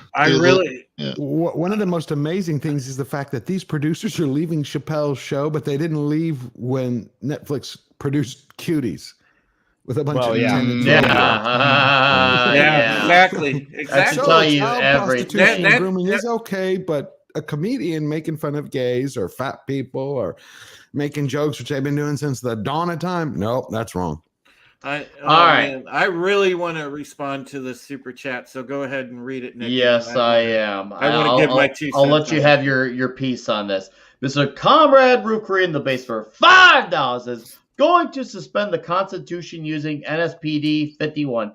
Can't do what Lincoln did, suspend habeas corpus. Supreme Court later declared it unconstitutional. Thank you for the $5. And Drew, go ahead and bounce off of that. All right, so if you go back in the streams I did, I know a couple weeks ago I did a special on DHS Directive 51 or NSPD 51 that Tony just mentioned, and he is absolutely correct. If you are not familiar with Homeland Security Directive 51, it was something put in place by the Bush administration. They definitely flipped that in under the radar, under the guise of for our protection, at a time when obviously patriotism was running a lot higher in this country, and nobody batted an eyelash about it. It's been in the presidential toolbox ever since, because every administration has renewed it, and it is there for the use of any administration that wants to use it. And let me tell you what this is, people, because you really need to know. It is something that in the event of a catastrophic emergency, and they make it very broad because there is no definitive catastrophic emergency. It's at the however they deem an event, okay, they can essentially suspend civil liberties and federalize nearly everything in this country. And that should scare the absolute bejesus out of you, but it is 100% true, and it is something that they have in their toolbox. And I kid you not about that. Just do yourselves a favor, Google DHS Directive 51, and you will find out exactly what I am speaking of. Yeah, that is a very real thing, and that is something that they will use. Anybody that says, "Oh, they would never do that," has never read one scrap of history. No, they're never going to do all the time. It does. And the closest for me analogy here to what we're going through in Western civilization now isn't necessarily 1930s Germany. It's Maoist cultural revolution era. Oh, Cambodia, Pol Pot. I don't want to go too far. Where we're headed. Yeah, I don't want to go too far down the political well. I know we've gone there a bit already. But anyways, Stone Cold Jeremy for $2 says, so Culture is saying he has a booty? Oh, he does. And he knows how to use it. He knows how to use it. Not here. All right. So the booty with the hair, that's why he was hit on. Culture's nice and curvy. All right. Anyways, when I had longer hair, I had to deal with that too. So I get it. Anyways, earlier this year, as guest host of SNL, Chappelle poked fun at himself for not being woke, quotation marks, enough. The comedian's relationship with Netflix seems cemented despite delays. He will be reviving his Chappelle show for the streaming service later this year. Well, any final thoughts on that, guys, before we carry on to the next piece? Yeah, I'd like to say something. I didn't have a chance to talk about have it. At it. I my biggest problem, is the way that everyone is putting him at such a high level for this. I love Dave Chappelle. I loved his first show that he had in DC years and years ago, but this was the weakest one that I've seen in a long time from Dave Chappelle. He didn't really say anything new. He didn't, and I didn't even the way it was constructed. His delivery was for me. It was less like him doing one of his normal sets, and more like he's having a conversation with people that someone he knows, and throwing in jokes, just being funny, like what we do here, right? We talk, but more constructed in a certain format. But it didn't feel. It felt less like a performance and more like a conversation that he was having. I feel that. Come on, man. Pressure. I have to. Yeah, I have to agree with Matt. It did seem more like a lecture conversation than it did a comedy special. Yeah. Do you think that's because he's feeling the pressure? Was it Dave Chappelle has a TED Talk? It was. It was very. It was like Dave Chappelle has a TED. An alternative TED Talk, an anti-TED Talk. if you will. As long as, to me, as long as he's not wearing a boa going all Playboy, the very fact that he could repeat himself and make people laugh, even if it was the same thing, that's daring today. Given where we are today, just the fact that he could talk about his material from the past. Well, don't get me wrong. I still laughed at. There's still some pretty good jokes, but I couldn't see around the. What made Bill Hicks was blocking you? What made Bill Hicks was that Bill Hicks could get into weighty material like this, and he could weave in the levity with the weightiness. Bill Hicks could. Yeah. I think for me personally, like we'll see how relevant this one still is in years to come. Because if you look at Bigger and Blacker Chris Rock special, which I think is one of the all-time great performances from any comedian, that was in 1999. You go back and watch it now, every single thing he talked about is still relevant today.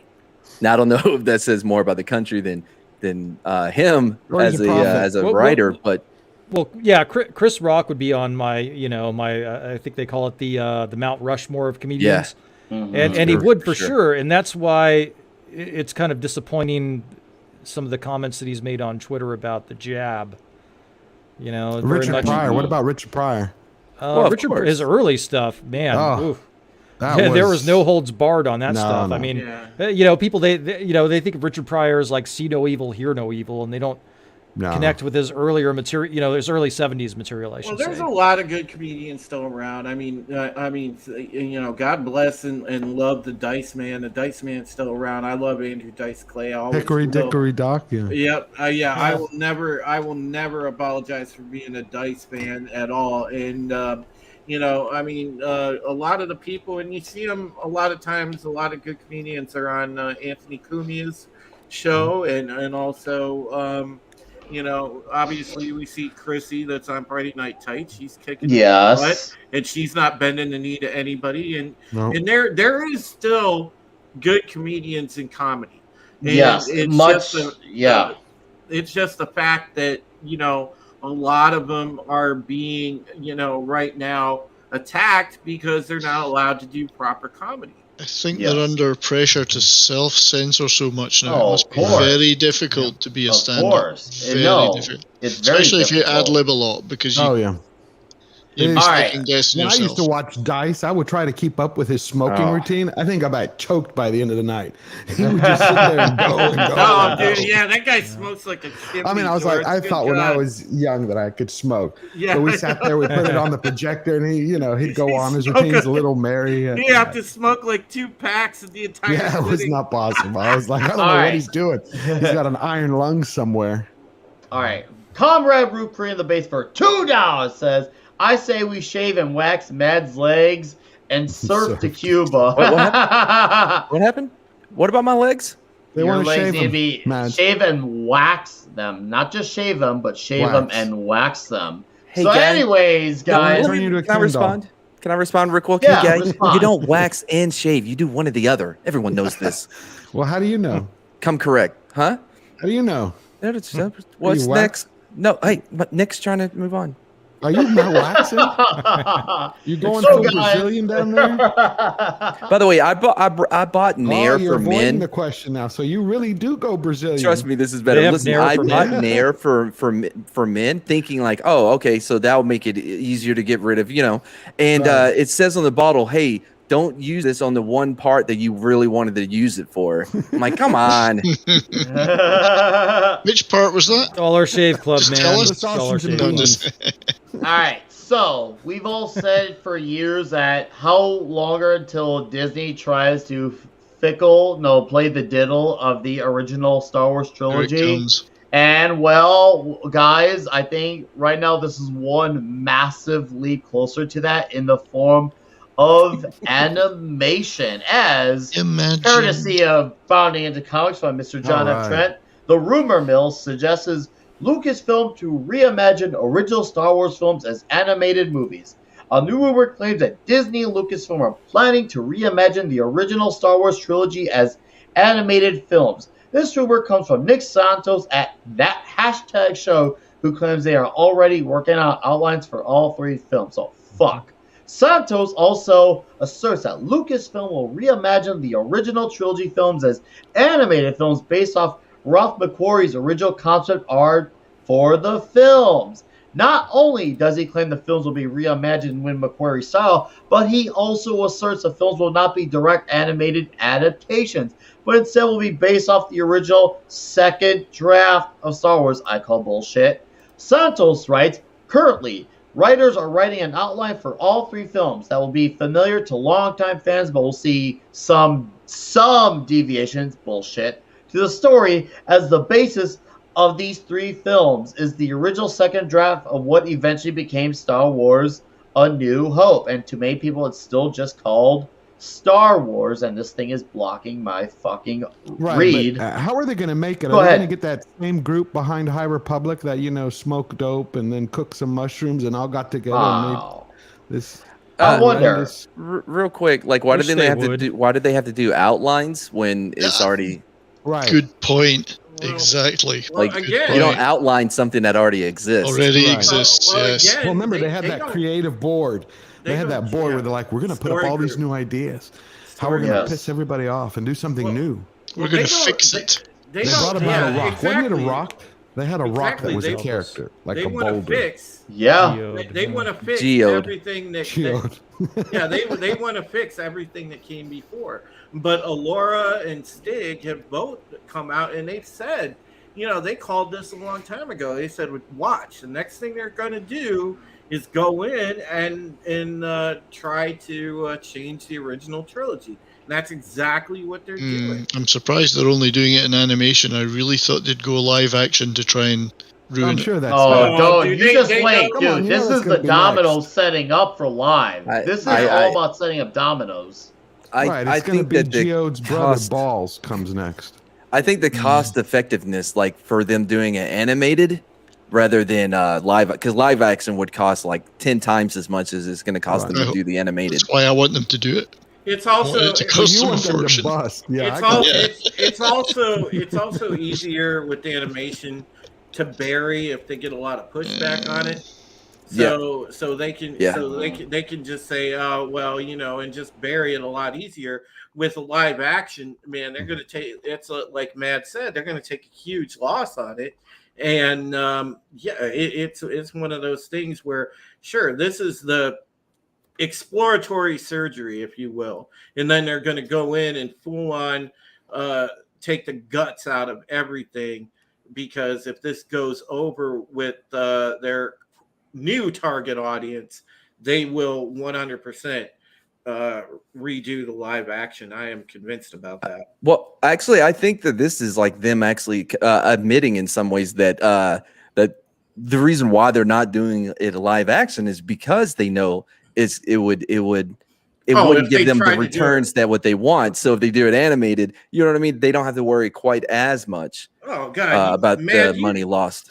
You know how the fandom is, dude. If they tried to do live action right now, they would get crucified. Well, what do you think they're going to do with the animation? Instead of a 2-nippled blue milk creature, it's going to be like 8 or 10?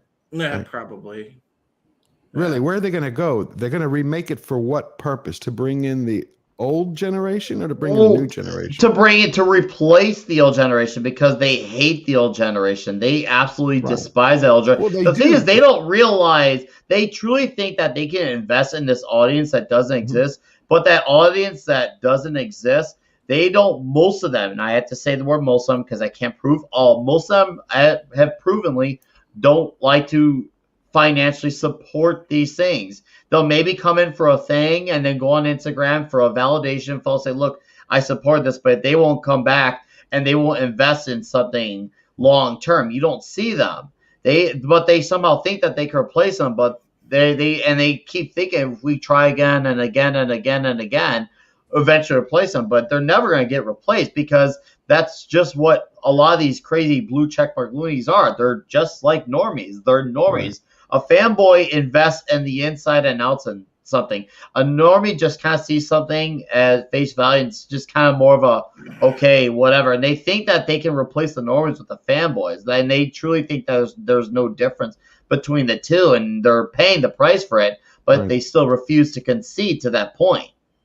Right. I think that's exactly going kind of a little bit back to Dave Chappelle. He's not one of these bend knee Kevins or bend over Bobs. Yes. It's the same thing. That's what keeps him fresh, even his old material.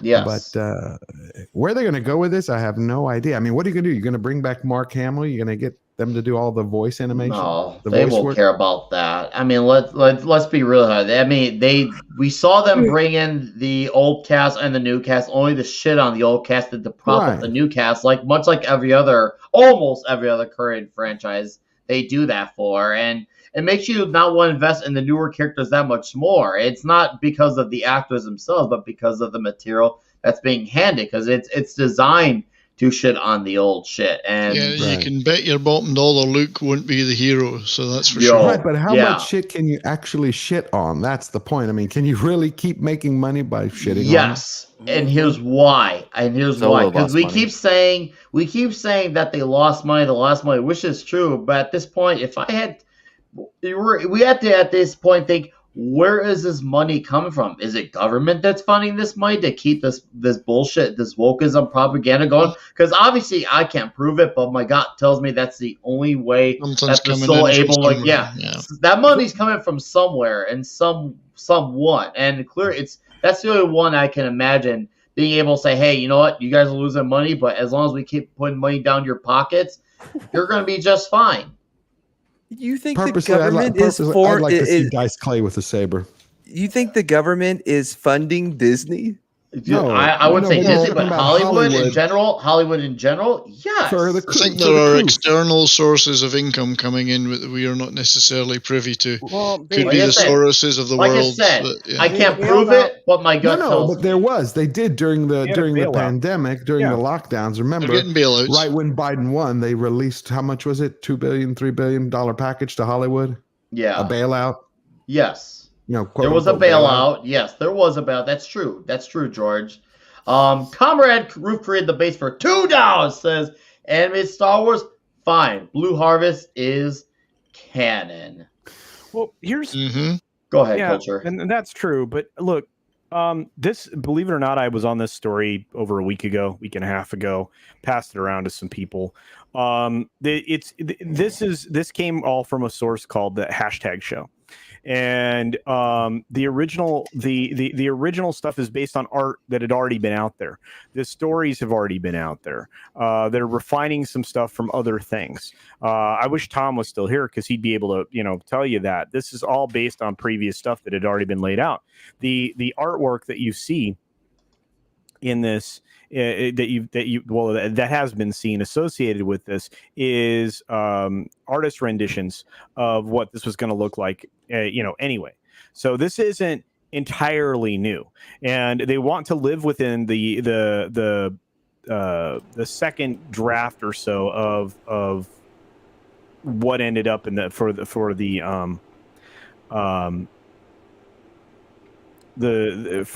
second film, Empire Strikes Back, and Jedi, right? Mm-hmm. So it's just you're going to see here, if they actually go forward with it, which it sounds like it's quite possible, you're going to see it stick closely to what we'd seen before. There are differences in The Empire Strikes Back and Return of the Jedi renditions that they're going to put out there, but I don't think the script lends itself to a lot of change. I think they just kind of want to do a film that along the lines of the first film, because if they pollute it too much, they'll never get anybody back for Star Wars. And while the kids are going to be like, oh, that was cute, Disney and all the other media companies right now have a habit of making things that are not memorable when they try to do that, because they destroy the story. And so there's no rewatchability. If we had George Lucas back on here like we had last week, he could answer a lot of these questions. Yeah. Well, I wanted to address Nickwiser's comment about somebody funding them, and that is that we do have the Federal Reserve, which is not federal, nor does it have reserves. A private central bank that's never been audited. So we have absolutely no idea what happens when they print this money and where it goes and who it goes to. And you have wealthy elites that somehow managed to, just going back to 2007, 2008, 2009, somehow managed under a fractional reserve banking system to lose money. Now, how dumb do you have to be to lose money if you're a banker and you're operating under fractional reserve banking, meaning that you can lend out, $10 to every $1 you have on reserve? So let's just throw that number out there. So, you know, it all goes back to that. And that's who we're being governed by, are these entitled imbeciles that that lose money on a fractional reserve banking model. Those are the imbeciles that are running us right now. Yeah. Sorry. No, Wes. I'm glad you came in to say that. Thank you. Eric getting the mad! Red, as you should. Eric the Red for $5 says, "Entertainment is the ultimate propaganda vehicle." I second that. It's absolutely in the government's interest to fund the current, as the critical drinker like to say, the message. So yeah, I agree wholeheartedly. Anyways, let's carry on with this article.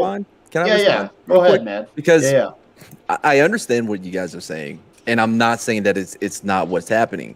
However, I would like to push back a little bit, because I also think it is very possible. Like, all right, so you had when CRT and when that came to fruition in the colleges, right? All those people that have been exposed to that type of education have now already came into the workforce and have worked their way up to positions of influence and power. So I think that the reason why, Matt, did they actually work their way up, or did they make maneuvers to like victimize themselves to the top? Because a lot of people made jumps into positions they have no business being in with no practical experience. Doesn't matter. Either one doesn't matter to the bigger point. The bigger point is now they're in positions to where they are making these decisions on what to make, how to make it, and how they should market it, whatever, right? And I think that is why we're seeing so much of this. Like, we're seeing this boom of the like them trying to take over the meta narrative through all types of media. And I think that is, to me, just seems far more likely that that's why we're seeing the influx of this content rather than somebody backing them with tons of money to do this specific message. That's just me. All right, Culture Casino, plug your plug. Hi, everybody. Culture Casino here. I am going to be dipping out for the evening. Thank you so much for hanging out with us. I know that comics is probably just around the corner, so do hang out. We have several super chats I'm sure we need to get through, but we do appreciate you being here. Wouldn't be here without you. We appreciate your support. Be sure you're subscribed to all the amazing gentlemen that have appeared on this panel this evening. I'm sorry it's been an enormous sausage fest with nothing else here. Perhaps we should recruit some young ladies. But anyway, thank you so much. As I said before, do check out my channel here on YouTube, Twitch, and Odyssey. And hopefully I will see you tomorrow at the Friday pre-flight, also at the 6-minute daily in the morning or whatever time it is for you. Thanks so very much. God bless. Take care of yourself. All right. Well, thank you, Culture Casino. We'll have a good Thanks one. for hanging, my friend. Yes. Have a good night, Culture. Take care, CC. What's wrong with the men built the world? Damn. Oh, there's George Lucas. There's a man who sold the Where'd world. he go? I think he was a Federal Reserve. Yeah. All right. Well, Might have been a Rockefeller. all right. We're going to try and breeze through this one so we can get to the next one. They went back to my original treatment. See, I was right all along. Yes, you were, George. All right. The first animated the first animated adaptation will specifically be based off the draft, and Santo says the other two films will blend elements of that second draft while also keeping familiar with regards to what happens in The Empire Strikes Back and Return of the Jedi. The draft was titled Adventures of the Star Killer, Episode 1, The Star Wars, and had quite a number of differences from what ended up becoming the original Star Wars film. First off, the worlds of Star Wars looked a little different. The Empire did not have the iron grip on the galaxy that they are shown to have in the original Star Wars. Rather, it is already in decline and faced a significant loss to the Rebel Alliance and the mighty Jedi warrior known as the Star Killer. And the opening scroll in the draft states, "The Republic Galactica is dead. Ruthless traitor barons, driven by greed and the lust for power, have replaced enlightenment with oppression and ruled by the people with the First Galactic Empire." All right, let me try scrolling through this bastard. All right, here we go. It continues. Fuck. Sorry. So I see what they're trying to do. I'm reminded of a much better movie right now.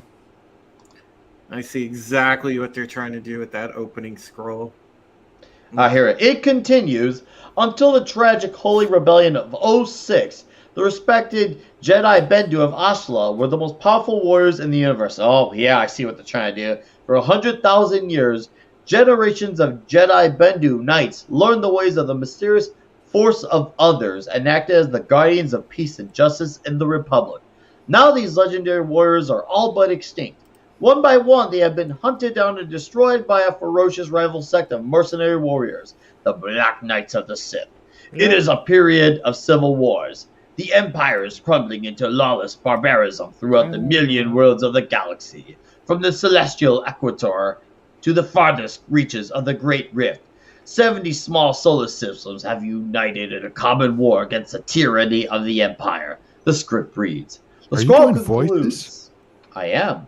Under the command of a mighty Jedi warrior known as the Star Killer, the Rebel Alliance has won a crushing victory over the deadly Imperial Star Fleet. The Empire knows that one more such defeat will bring 1,000 more solar systems into the rebellion. Can we bring in somebody else to do the voice? Come on. Yes. Put some heavy metal work in there. I was thinking. An Imperial control of the Outlands could be lost forever. All right. Take it away, Tom. No, I was kidding, man. No. You want to? George. Maybe I can do it. Not only is the world slightly different, but the opening scene has some significant changes as well. Instead, Darth Vader's tracking me down and capturing Princess Leia. A rebel ship finds itself in a dogfight with 4 Imperial Star Destroyers. Oh. I had to get in some metal there. Sorry. Go ahead. Yeah, no. Good name to stay there. Thank you. Oh. Yeah. Where's James Earl Jones? I'm not going to read out loud in front of comics. Okay, so anyone else, or should I just I'll keep go going for it. then? The ship is All right. captained by Deke Star Killer, and he and his crew managed to destroy one of the Star Destroyers. However, another one of the Star Destroyers lands a devastating blow on the rebel ship, destroying its main solar fin. With the ship damaged, the Imperials, led by a Sith Knight, plan to board the rebel vessel. The rebels provide a much tougher fight, as well as using seeker bombs to counter the Imperials' massive number advantage. Deke even wades into battle using his laser sword to devastate the Imperials. There's even a confrontation between Deke and Darth Vader. Of note, the script also shows that the Sith Knights are able to exert emotional manipulation of the battlefield to the dark side of the Force, which is called Bogan in the script. Deke tells one of his soldiers, "You're feeling the Bogan's despair. Be strong, Tyree. Drive it from your thoughts." That was like some audiobook reading, George. Yeah, you want to do the voice of Howard the Duck for me? You want me to continue? Yeah, go ahead. Okay. The script also sees Luke and Leia as the son and daughter of Owen and Beru Lars. They also have 2 twin brothers named Biggs and Windy. What the fuck? Okay, yeah. Their last name is also Star Killer instead of Skywalker. I know George did not write this. Yes, he did, actually. Yeah, he did? Yeah, all this is George. Yeah, no, Culture is right. Like, honestly, we did a video on this last week. This could be one of the better things we get out of this. And if this is true, I think the only reason this is happening is because Visions was a fairly decent success. Oh, okay. There is a comic book they already did of this. And basically, the reason I think they're picking the second draft is because it's still the most different, yet it still has a lot of the same elements of Star Wars, right? Oh, that's good to know. I just didn't know Windy. Yeah. It didn't. I guess maybe Jar Jar Windy. Okay. He's actually the name was eventually turned into Mace Windu. Yes. Oh, is that where that came from? Yeah, because the first words that George wrote down for Star Wars was the first Jedi was Mace Windy. Oh, really? He was a master of he was a master Bindu Jedi or some shit like that was what he wrote down. Yeah. Unbelievable. That's incredible. I love it. That's awesome information. I didn't know that at all. Biggs, yeah, I've heard of, obviously. But Windy, no. That's really cool.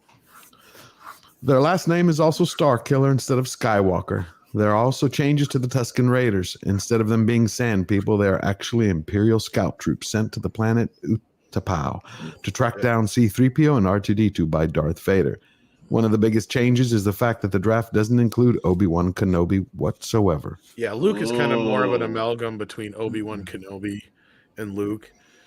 And then Utapau, of course, was a planet that they ended up using again in the prequels. Yeah. So are we going to get more of like the Star Killer then? The original? Yeah, basically. And like I said, they did a comic book of this. It was released originally by Dark Horse, I think, and then Marvel reprinted it, of course. Okay.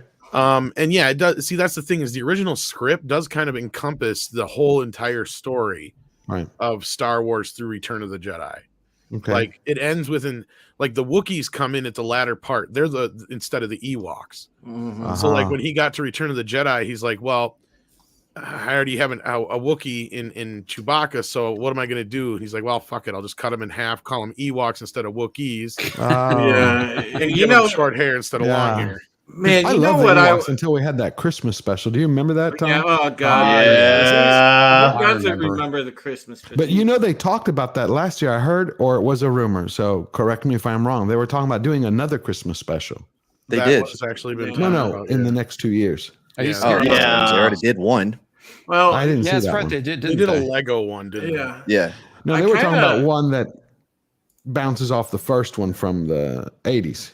I think there has been discussion of that, though. Yes, I would not mind Force Unleashed Star Killer being a Star Killer that they used for this, though, because it would be just absolutely wicked to have the Force Unleashed Star Killer in this. But how would you do it with his power level in a movie? I mean, well, he'd be they pretty much described it in the crawl, George. I mean, you know, he basically like whooped the holy crap out of the Empire, sounds like, from the crawl, and it makes sense with the level of power that Sam Witwer's Star Killer had in the game, so that makes sense to me. But it would just be really awesome to kind of see that character be the Star Killer. So if they use that, especially if they were doing it animation wise, which they could easily do, absolutely, that would pique my interest if they made that the Star Killer. This has potential as long as they don't fuck it up. By the way, real quick, I just want to welcome Comix Division onto the stream. It's nice to see him on his own. Welcome, sir, to your own channel. Yeah, thank you. Thank you, Nick. Tom, were you saying that Visions was successhavel? It has been getting pretty good reviews. We'll get back to you in a little bit, Comix. That's fine. I haven't seen any I'm more numbers intruding yet, than anything else. So.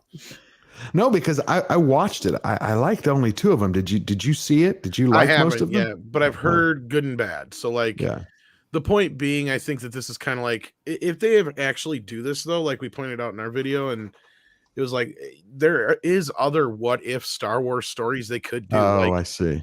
Like, I mean, and not in a bad way either. Like, it could actually be a what if, unlike Marvel's what if, where all they're going to do is like, what if this character was this character? Right. No. They got some really cool what if stories for Star Wars. Like, what if Luke missed the Death Star? No, Jesus. Oh, I see. Well, that like, makes what sense. if Luke died on Hoth?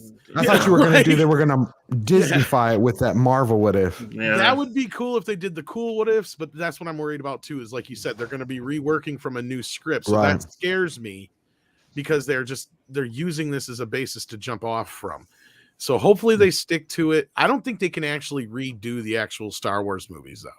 I think there's probably a stipulation in there because even Hitchcock had a stipulation in his will and shit like that to where people couldn't do certain things to his movies until so long after and blah, blah, blah, blah, blah. So I have a feeling that Lucas has those pretty well locked down to where they cannot fuck with them.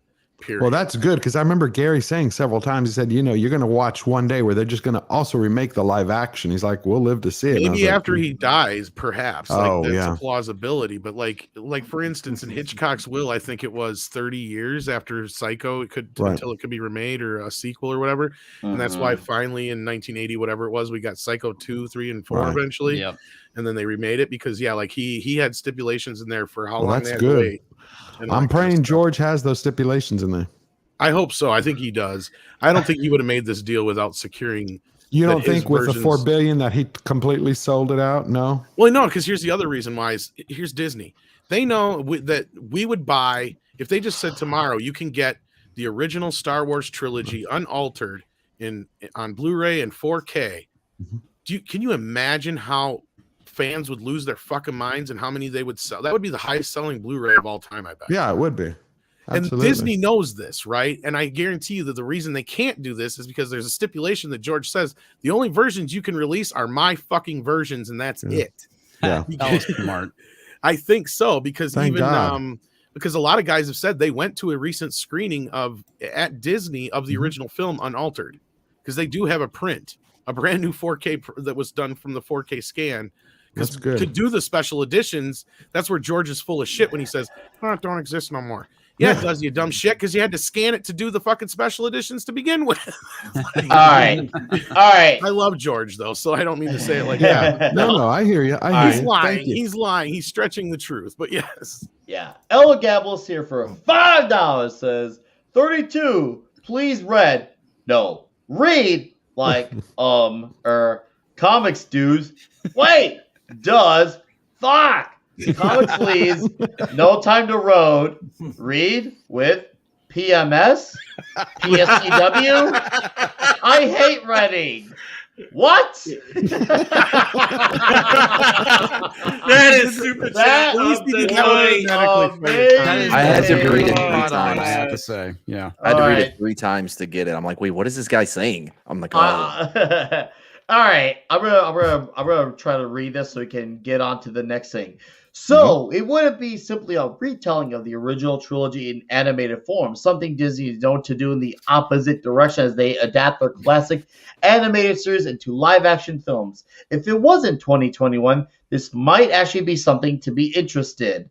But given it is 2021 and Disney's abysmal track record with anything Star Wars, there's absolutely no interest in seeing this being made, as it is more than likely would butcher the script with identity politics. Is this something you'd be interested in? Would you like to see this original script get an animated film adaptation? Well, fuck no. Anyways, final thoughts, comics or anyone that want to put in their 2 cents on this one? I'll just say this: if they make a couple of tweaks to it, use some certain characters, I'd be interested in it. If not, probably not, to be honest. Mm-hmm.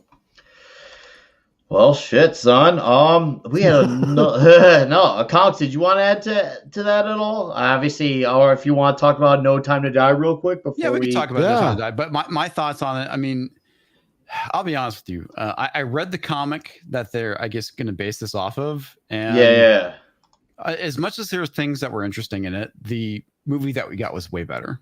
To be honest, that is a very interesting take, though. You know, and it's really cool that they took Ralph McQuarrie's art and tried to bring it to life in a way. Yeah, that was cool to see. Yeah. That was absolutely cool to see. And there's actually the Dave School did a live action version of that. Like they did a little trailer like 2-3 years ago or something like that. And it's really cool. You should check it out. What's it called? The Dave School is the YouTube channel. They're actually a special effects school. And they put together this reel of what it would look like. They basically brought the Ralph McQuarrie paintings to life. Oh, that's nice. Nice. It was really cool. Yeah. All right. I want to see that. Well, guys, you ever hear about that old urban legend, that thing that people won't let go of? It's called GamerGate. I love this article. It's so good. Spencer did a really good job writing this. So, George, would you like to be the reader of this one? Yeah, that sounds good. All right, I'll let you start with the headline and go in the first sentence, and I'll keep up. All right. Zoe Quinn unhappy with Brianna Wu's plans for GamerGate TV series. If I had been asked, I wouldn't have been okay with it. One of GamerGate's most central figures is unhappy with Brianna Wu's recently announced decision to develop a series based on the 8-year-old internet happening. Oh, she's actually she don't want the truth out there. Yeah, of course not. Announced on October 4th, Wu's series will reportedly aim to explore the origins of the widespread intimidation campaign from the perspective of multiple fictional people in the game industry, from executives to journalists and indie developers. But not the fan standpoint. But not the fans, of course, the ones who actually have. Of course. Speaking of the series development, Wu told Deadline, "We're not going to retread the same story told in thousands of news stories from outlets such as the New York Times and Washington Post, plus multiple documentaries like J.A.F.O. Our series will focus on new, fictional people within the industry reacting to a horrific This isn't 9/11. Okay, horrific situation. Right? She added. I was just saying that's a little wait. hyperbolic. Oh no! Oh, it's worse than that. Just wait. She added, by explaining how they were unable to stop the video game industry from being hijacked by the lunatic fringe. What the okay, we can now show how the tactics of Gamergate were the same ones that led to tragedies like, are you shitting me? Tragedy. Like Christchurch in January 6th? What? There's like some jihad in Gamergate? I mean, did I miss something? Where's the connection there? Yeah. There is no connection. The guy that committed that tragedy was basically doing everything he can to make everything miserable. It has nothing to do with Gamergate. It has nothing to do with PewDiePie. It has nothing to do with us. It was just one lunatic that basically wanted to drag as many people through the mud with him. Because where's the connection? There isn't one, man. That's the thing. There's not even a loose one, a tenuous one. No, she said it is true. That's all she's going for. The Christchurch killer basically said, subscribe to PewDiePie as he was live streaming himself. That was it. Jesus. Okay. Yeah. However, despite Wu's excitement at the chance to tell a disingenuously slanted interpretation of the events, Zoe Quinn, whose role in sparking the entirety of Gamergate has been routinely documented, is less than thrilled that such a project is moving forward. Mm-hmm. After reportedly getting a lot of emails about Wu's series, Quinn took to her personal Twitter account on October 6th to inform her followers, "No, I've got nothing to do with that TV show." Yeah, nobody cares. Right. I learned about its existence at the same time as the rest of you, she explained. "No, I wasn't asked, consulted, etc. And if I had been asked, I wouldn't have been okay with it. That's all." Don't worry. We don't care. We really don't care. In a series of follow-up tweets, Quinn further noted that she will continue to reject any oversimplification of Gamergate that leaves out its roots in white supremacy, domestic violence, and the pre-existing they leave that out all the time. Has driven these people completely insane. And the pre-existing societal issues it capitalize in favor of a more convenient and accurate narrative about it being solely about women in games. Oh my god! I love that's her idea of oversimplification is just leaving out the other half of the entire thing. Like, oh, don't oversimplify, but it's all about this. I just did whatever this boyfriend and fucked 5 other dudes. I just did whatever this is to my eyebrow, and now it's stuck. I can't get it out of this position now. Because of this fucking article, it's like it's stuck. I can't. I understand. I thought this was the other one. I feel your pain. I don't think I've read an article like this in a long time. If I am portrayed in it, it's without my involvement or any input on my end, and is happening without my consent. There's a lawsuit coming. That's the way of her saying, though, anything they do to portray me in a way that makes me look bad is not real. Okay. Quinn continued, "If I'm written out of it, well, I'm not so sure how you can present it as an honest story, but that's really not my problem either." Well, real quick, like all right. So I read the other article with Wu, and when she was talking about it's all going to be fictional characters, and in that one of the best lines was because this is what she said, quote, "Because the only way to tell the truth about what happened is to make it fiction." Right. Will there be any sex in it? I mean, if there's sex, I may watch it for that. Some good sex scenes, but other than that, no. "I don't want to do any interviews on this. I don't want to give any other statements aside from this." She eventually concluded, "It's bad enough having all of this pop up again without any warning or regard for how I might feel about it. So I'd like to just try and ignore it. Thank you for your understanding." And we still really don't give a shit. Right. As of writing, Wu has not publicly responded to Quinn's criticisms. Please don't. Curiously, though, she found time to issue a statement on Wu's latest endeavor. Quinn still seems unable to find the time to provide any update or refund options to the backers of her Kickstarter campaign. Not to interrupt you, George, I do have a statement from Miss Wu. Oh, yes? It says, "You scared, bitch?" I love that. That's perfect. You can swap me and Wes out here. It sounds like he has a few things to say. I'll come back in for the next story. All right, sounds good. What was her Kickstarter campaign, by the way? I don't know about getting mad. She did a video game. So I just want to make a statement here that, I got some Taco Bell and I tripped and I spilled my Taco Bell, and therefore it's the whole world's fault. Yeah. It's the patriarchy. The patriarchy. So the whole world's fault. Is okay. So I ordered Taco Bell and I got, instead of Diablo, I got fire sauce. And, it's the whole world's fault. They saw you. Don't ask me about it. Yeah. All right. Rudy here for $5 says they're going to gender swap DX Star Killer, rename her to Star DX Killer. Okay. That's hilarious. D Killer, is that what it? And then is it Dick Killer or Dick? I don't even know. Deke. I thought it was Deke. Killer. Yeah. Mr. Tickletron for $5 Canadian says, I don't see how a show about hashtag use to organize cleaning up games journalism could have a mass audience appeal. Well, it's all about spreading my truth. It's not about telling the truth. It's about my truth. Right. And then Corey B here for $4.99 says, unless Zoe's shown like a glazed donut, it's not real. That was well stated, Corey B. Thank you for that. George Shelley? Yes. Quinn still seems unable to find the time to provide any update or refund options to the backers of her Kickstarter campaign. Kickstarted in the butt, a Chuck Tingle digital adventure, who have gone over 3 years without receiving word of the game's status.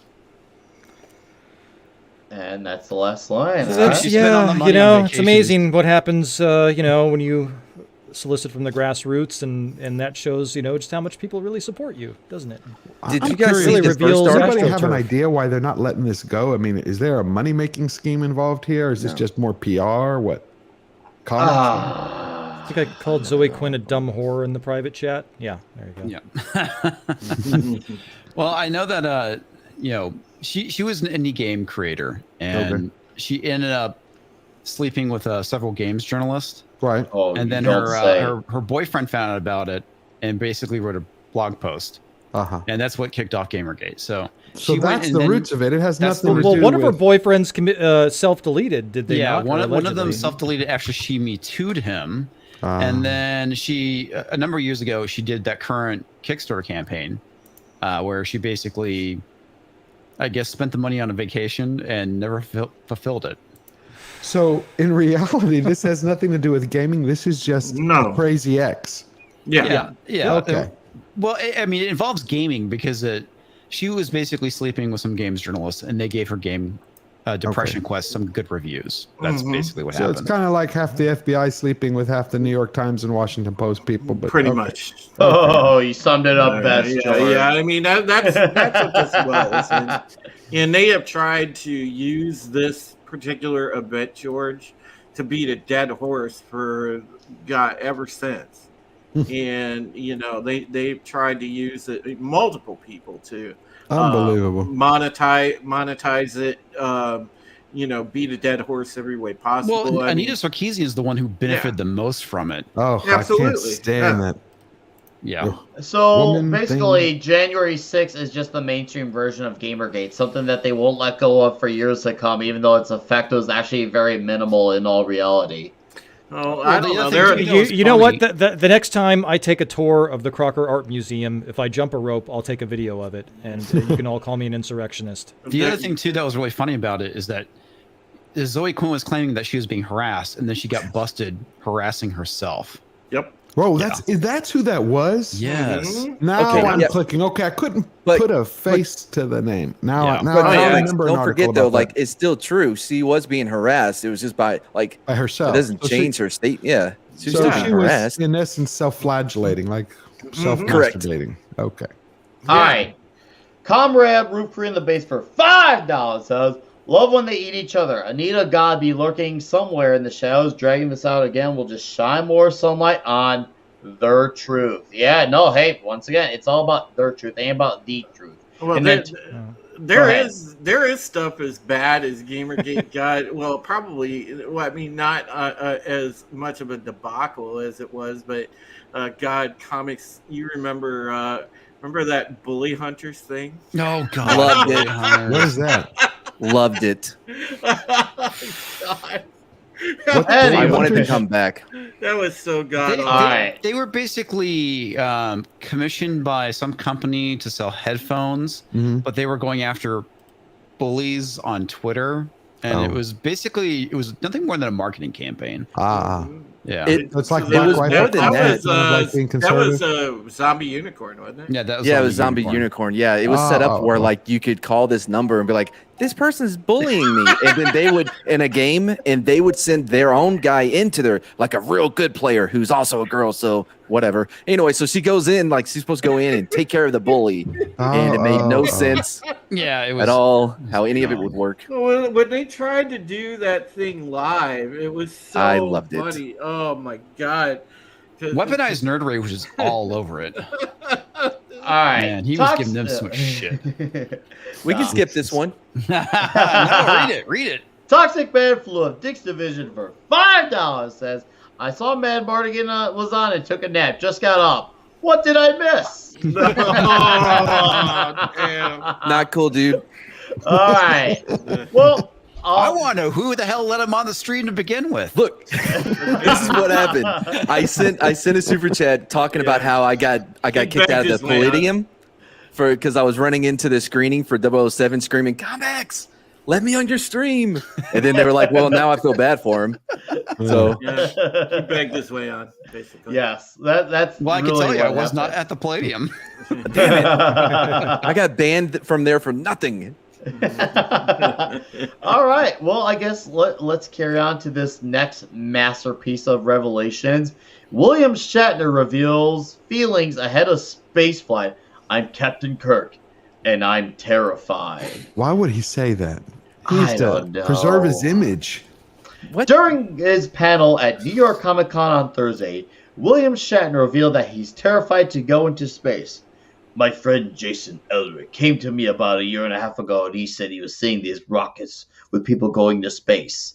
And would it be something if Captain Kirk went up there? Do you want this one, Tom? I don't sound anything like that. Oh, then take it away. You go. My friend Jason Elric came to me about a year and a half ago. He said he was seeing these rockets with people in space. Sending them anyway. And wouldn't it be something if Captain Kirk himself, me, went up there? Brilliant. And I said, Jason, for God's sakes, man, nobody cares. Captain Kirk goes in space. It was 55 years ago, man. But I'm doing well. Maybe I should go up into space. You need to do a whole line of books in that voice. That's perfect. Yeah, right. So I'll be the regular voice then, and you be the Shat voice. About a year passed due to COVID before a real conversation took place about Shatner following Jeff Bezos' historical trip to space. It was announced last week that the actor will explore the final frontier for real on Bezos' Blue Origin spaceflight, becoming the oldest person to go to space. Oh, I thought it was Blue Orgy. Fuck. So I got to read this Stream Elements tip from Alexander Kelly for $2. It says, so the COOF equals Trump equals white supremacy equals Gamergate. That all. Somebody just dumped Mad Mardigan. It wasn't me. Don't look at me. Well, goddamn time. I was just eating my cheesies. I saw That his kid comment was looking about at being me funny. Like I saw his comment about rotating in. I kind of saw him like, oh crap! I said as he was about to speak. It's too late now. I'm here. Are there any women here? Anyway, carry on, Nick. All right. Well, this is a timeline. I don't want to be the oldest guy to go into space, but you know. The 90-year-old exclaimed to the roaring crowd while discussing his trip to Texas in preparation for a spaceflight. Shatner recalled the 1986 Challenger crash that killed all the astronauts on board. He said the people in charge of his flight repeatedly said everything should be fine, which wasn't of much comfort for the actor. Tom? And I'm thinking it's going to be a long, long time till touchdown brings me back around again to find.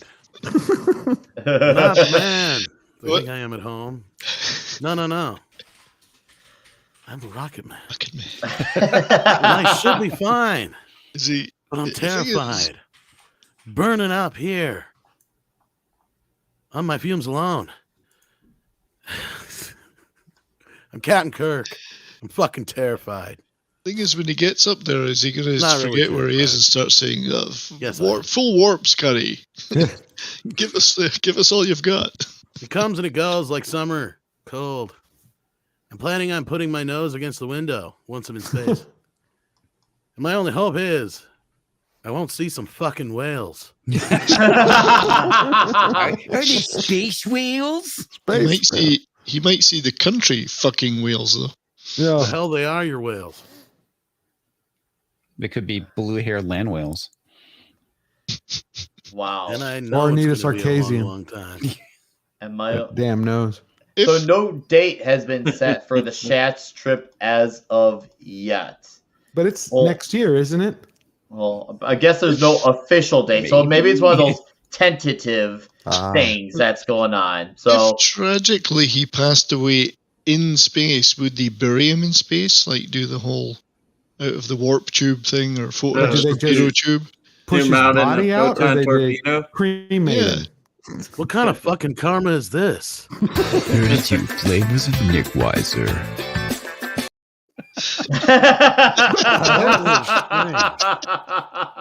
That felt awesome. No. I can tell you how this is going to go. I'm going to go into space, right? I'm going to go up into space with these guys, right? And then when we're out there, we're going to get an alert. And they're going to tell us we're the only ship within distance that can do anything about it. And I'm going to have to take control of Blue Orgy. Oh, wow. The only problem is will he become Kirk or TJ Hooker? Both. He'll become Hooker Kirk. Hooker Kirk. I was trying to think of something. All right. Toxic Man Fluid, the Dixivision for $5 says Nickwiser flavor number 30. Shatner Spearmint Space Sharks. Oh, that is fucking gross. Oh, God. And then Corey, oh shit, jumped on me. Corey B for $4.99. And I'm going to be high. I'm going to be high. So high. High as a kite by then. Oh, Jesus. All right, we had one more to look at. I think George had I think it was the Ghost Rider one. Yeah. Let me dig for that. Do you know what's really weird? I'm looking at Drew's avatar, and it's from Battlestar Galactica. Yeah. And I'm sitting here going, it's a dude, but it's got a girl on it. It just keeps fucking with my head. I'm sorry. The gender swap photos that he has himself. My man George, that is Katie Sackhoff. Yeah. That is one of the women in the world whose last name sounds exactly like what you want to do when you see her. That's why I remember. If you guys have any final thoughts on that panel before we carry on to our last and final one. I just hope that they hurry up with this flight while Shatner's still with us. Yes, get me there and back quickly. Yeah. You know, I think he's going to be around with us for a while. He just turned 90. He still rides. I mean, he's in pretty good shape for nearing 100. Yeah. They tell me that 90 is the new 30. So yeah, for you, he's being a Canadian. He's hanging on until his 100th birthday, so he gets a telegram from the Queen. That's That's what happens in Britain if you turn 100 in the British Commonwealth. Turn 100, you get a telegram from the Queen. Wow. If she turns 100, does she get a letter from everyone? All right, Wes has a final thought. Yeah, I do have a final thought on this one, and that is, he's 90, pushing 91 years old, and how poetic would it be for Captain Kirk to blow up in a rocket going to space? I mean, it would be a good bookend. Well, here's the thing that's funny about it. It's like his hate for George Takei, or their mutual hate really is what keeps them alive. I'm not going into space until that son of a bitch dies. Damn right. That's right. He wasn't invited to George's wedding, damn it. All right. Benjamin Flensborg for 14 days chrono with a super sticker. Go ahead, Drew. No, I was gonna say this is just for George. I put the fuck. I put the hot version of me as a lady up there for him. There you go, George, baby. I love you.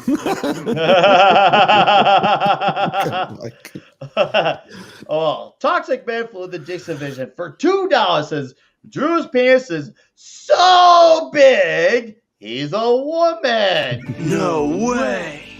Yes way. That actually makes sense. You're getting way better You're way No, better no. than me at executing those clips, dude. Definitely Your makes clips sense. are so fun to do. I'm like, wow, now I know the power that's in your hands. And this is amazing. But all I need right, to use them more. I just wonder what the hell would his dick want with a starship? Sheer fucking hubris. Yes, indeed, sheer fucking hubris. And I'm with that lovely needle lady in the chat who says, if I die, I'm going to blame all of you fuckers. Each and every fucking one of you. When I die, my last drawing breath will be your name saying, curse you, curse you. As my eyeballs explode from my head. Oh. No. Con and I work shit out. I will not give him the satisfaction. Okay. Oh my God, they're making a female Ghost Rider. Yeah, that's what I was saying. It was only inevitable. And you can't even imagine it. It's the Mary Sue of Mary Sues. It's Yeah, not oh just the God. Ghost Rider. Yeah. Oh, here we go. It's the Sorcerer Supreme Ghost Rider. This is like An 1800s Native American, Apache. Her whole village is wiped out, and she prays for vengeance and becomes the Ghost Rider. But she was already the Sorcerer Supreme. Yeah. Oh, this is like they combine like 5 different characters in one. Well, it's like the premise could actually be kind of interesting. The idea that her tribe's wiped out, she prays for vengeance and becomes a Ghost Rider. Could be. I mean, it could be, but yeah, it's like where she's like starting out that way. Like you start out like Rey in the end of the series. Yeah. My question is, why is she got to be like Native American? I don't know. No, I think it could work.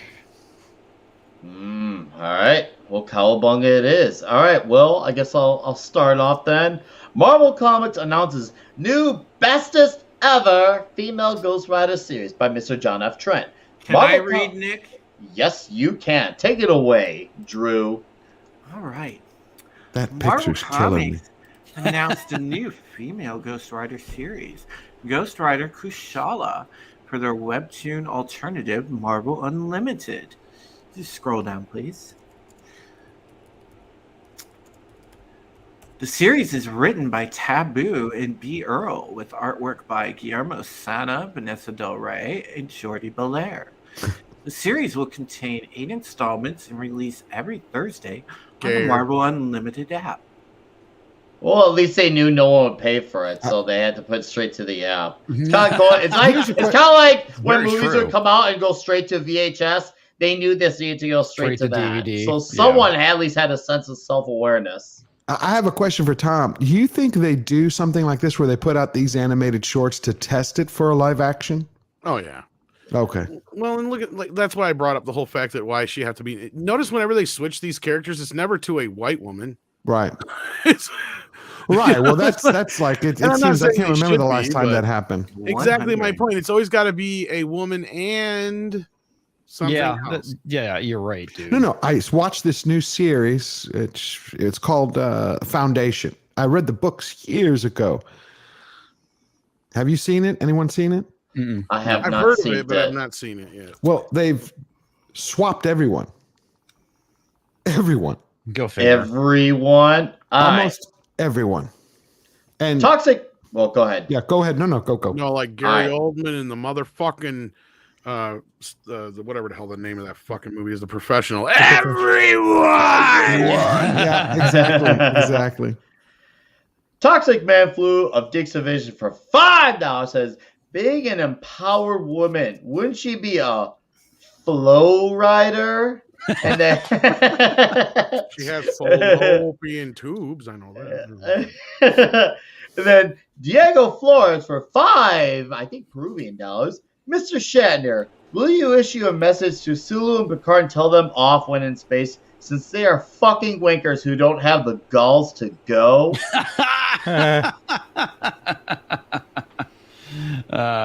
Takai, just kiss my dick. Okay, that's all I'm gonna say, Takai. And it's actually Takei, but I pronounce it wrong anyway, just to piss him off. As far as Picard goes, just kiss a guy and get it over with already. We all know you're gay. Quit denying it. You'll be happier. All right, Drew. He did do that Romeo Juliet, mutual suicide pact with Data. He wants to marry episode. Professor X. Okay. Oh God. He wants to not do the Professor Loki. X. He wants to marry the wizard fella, Gandor, Gandalf, or whatever his name is. Yeah, the guy from the Lord of the Cock Rings or whatever it is, that show with the midgets. That's hot. That's hot. Midgets? Oh my gosh. Something like that. Little people. Let's take some DMT and talk to the little people. I can't Let's look go. at that picture when Look, he does. none of them are Kirk. So None of them are as awful. cool as Kirk. That's the bottom fucking line. End of discussion. Oh, lordy. All right, so I'll continue now. In a blog post announcing the series, editorial content manager for Marvel Unlimited, Robin Bell, use a belt on me, described this relatively recent edition of Marvel Comics, who first appeared in Doctor Strange and the Sorcerer Supreme #1 back in 2016. Bell writes, she's a Sorcerer Supreme of the 1800s and a Ghost Rider turned Spirit Rider, the only one who's managed to tame her spirit of vengeance. So not only is she a Ghost Rider, she's managed to master it. Am I the only one who wants Drew to read me bedtime stories like this? Careful what you wish for. No. Preview pages of the comic state, when Kusala's Apache tribespeople were slaughtered in the 1800s, she prayed to Creator for revenge, and instead she got a demon, a spirit of vengeance. It adds, but she isn't just a Ghost Rider. Back in her day, she was Doctor Strange level of awesome and became Sorcerer Supreme. A footnote adds, actually a Spirit Rider. See Spirits of Vengeance, Spirit Rider #1, SB. All right, hold on. All right. Yes, that's right, Loose Cannon. It's a Kuchala, okay? Don't you sweat my Kuchala. Oh. In an interview accompanying the comic's announcement, writer Taboo explains that Kushala's weakness is too much power. He states, wait, what? The weakness is too much power. He states that's like the whole Tila thing all over again. It is. Oh, it's the same. You know, they're exactly. going to keep switching out all the white males. It's called there's no pussy white males power or left. something. And then who's going to pick up the bill when they go out to eat? Seriously. Right. He states, I'm kidding, Kushala's guys. spirit of vengeance is a cosmic trauma that wholly possesses her. With this vengeance, Kushala is able to ride the spirits. Oh, yes, ride the spirits. Or the consciousness of any sentient beings through all space and time while harnessing the vengeance's great metaphysical abilities using her sorcery. But as we discover, her weakness is that so much power can become uncontrollable, especially when it's hers alone to wield, he adds. All right, hold on.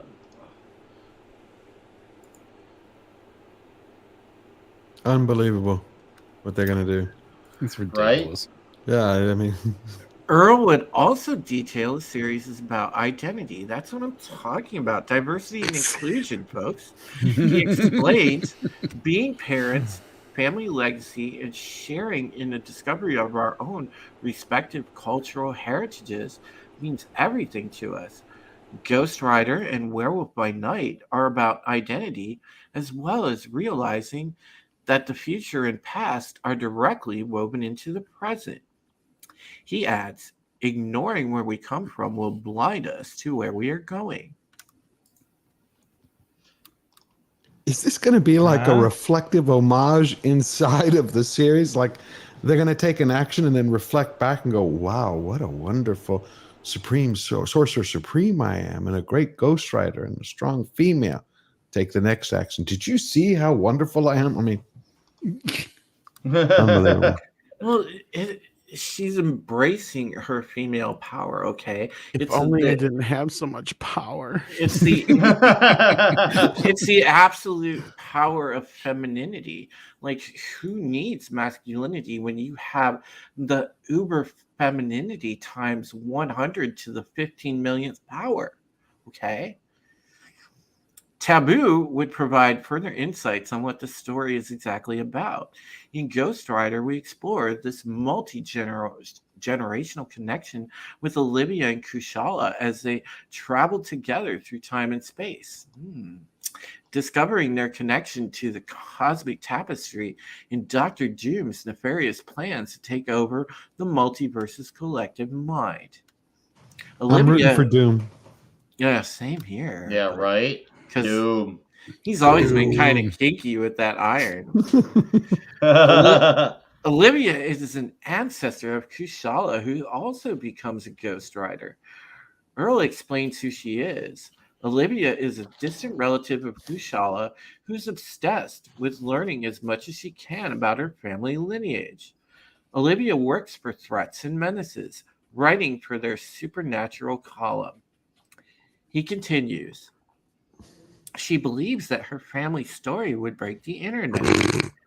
If only she could solve the mysteries surrounding it. Wow, look at the fucking nepotism and narcissism and bullshit there. Like, it's all about me and my story and my truth. She needs more internet It's gas. gonna break the internet. It's gonna break the internet. And finally, we end our article with, do you plan on checking out this new female Ghost Rider series? Oh, fuck no. No, I will not. Please get the fuck away from me, you stupid comic book that I will never touch. You know what I think will be funny is when all these writers get back the rights. Well, they're getting back their rights, you know, and Disney's going to try and sue to stop them, and they're creating all these other characters in hopes that if they do lose these other ones, that they'll just be able to go on forward with these. What happens? No. What happens if the courts, though, beyond this, let's say besides the fact that they ain't going to work anyway because nobody wants to see them. Exactly. That's let's just say that the courts decide not only do you not get to sue to stop these other characters from being removed, all these other characters you have, they're basically just derived from the original characters.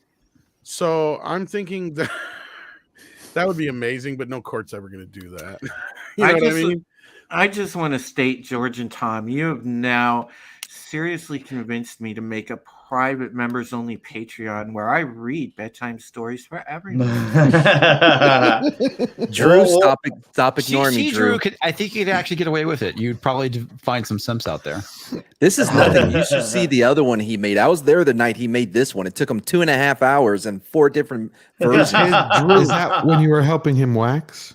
Oh, yeah. Well, he was talking me through it, how to shave the taint. You call it my Drew. My Drew. My Drew. WTH. My Drew. You should bring out the one that looks like she's hanging out in front of a gas station drinking a 40, waiting on Adderall. You want the which is that? I haven't seen that. You want the one with issues, don't you? Yeah, the bad girl, yeah. Okay, hold up. Hold up. Well, what you're getting at, Corey B for $4.99. TNG Picard, report number 1. TNG Riker, Captain. Long range scanners indicate Romulan females have 10-inch.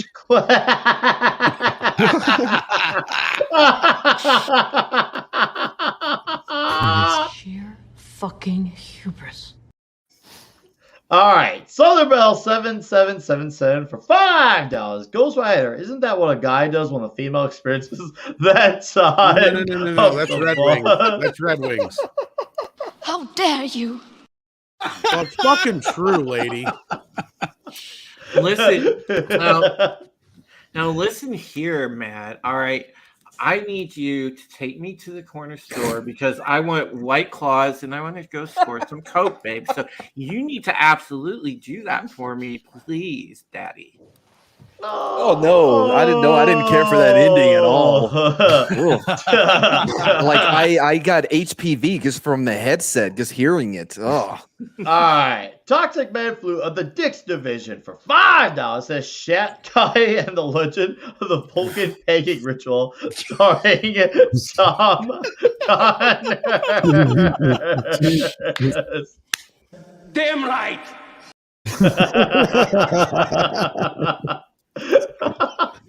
Oh, see, I think You killed my ass, you Klingon bastards. You killed my ass. Toxic Man flew the Dixidoodle for $5. She Drew's OnlyFans position number 9. A Mardigan reach around magic. You know, you don't have to read. Like, you don't have to read all of them, Nick. Oh, you yes, can skip does. some. Yes, he does. What the hell, Drew? Now another one. Holy shit.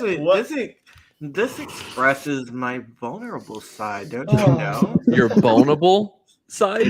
My vulnerable side, okay. You know, because It's like Asian Velma from because I Scooby-Doo. actually study. I get good grades.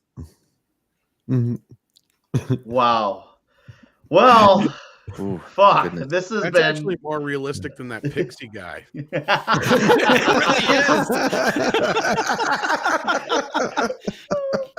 I was thinking the same thing. It's like, wow, man, these are like way more realistic than that one person. He put so much work. We were on stream and he was just in the back, just taking selfies of himself in different angles, trying to get the perfect picture.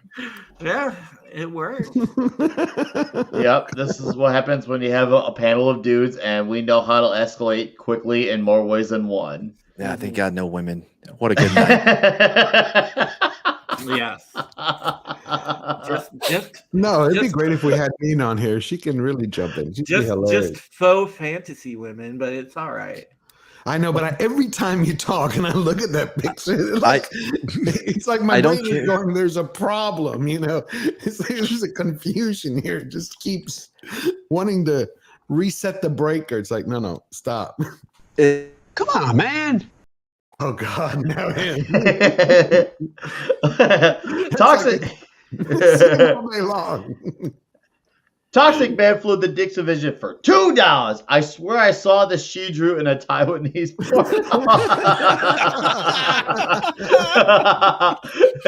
Oh, Corey B for $4.99. Shatter. Sulu reports Sulu. Captain 14 inches of dark matter are not my cologne. Sheer fucking hubris.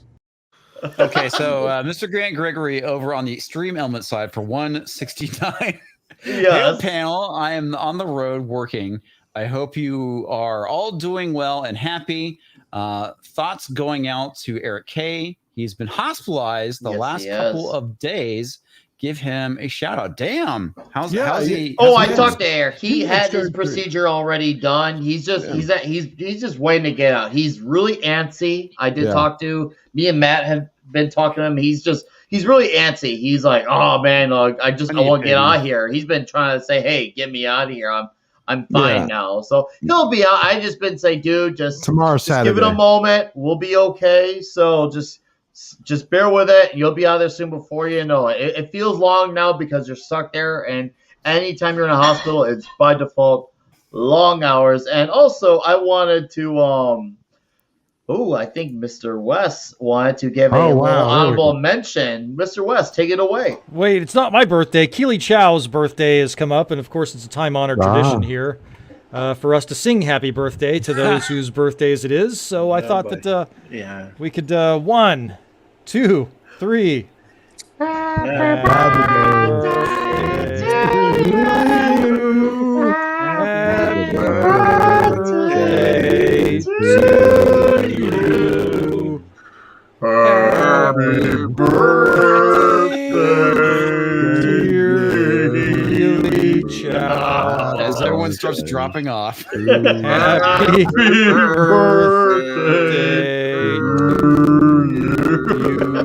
And many more, whatever.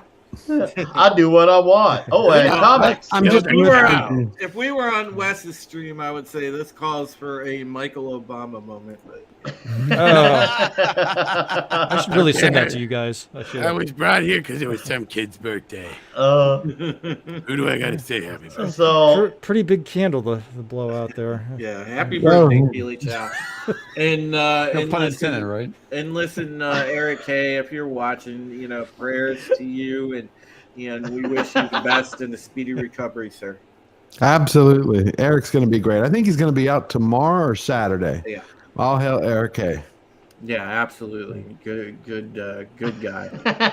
My dogs are going nuts. Yeah, they're probably running around right now. Going, Yeah. Get the hell out of here. Did they join in? That would be great. Yeah. I think we need that as the backing track. All right. Mr. Tickletruck for $5 Canadian. Happy birthday, Keely. And thanks for singing, Gage. I got to watch Milk Sour in real time. Oh my god! Let me get the one from Alexander Kelly. Yeah, go ahead. All right, Alexander Kelly for $1. She drew. Not the proudest fat. God forgive me. Oh God, I don't know if I'll ever be the same. Oh, but thank you. I need therapy now. I think we all do. And a priest.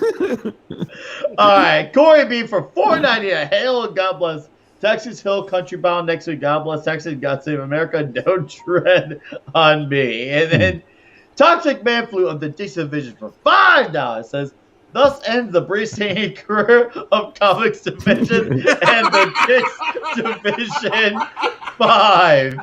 Fuck. We're just getting warmed up. Oh Jesus! Yes, That was just the opening act. Wait till you see the headliner. A barbershop quintet we will never be. I was just lip syncing, just. Oh, you guys kill me. Who's so you out of want to hear tune, my initial thoughts on No Time to Die? Yeah, I guess here. Yeah, oh my god, the movie's fucking long. Holy shit!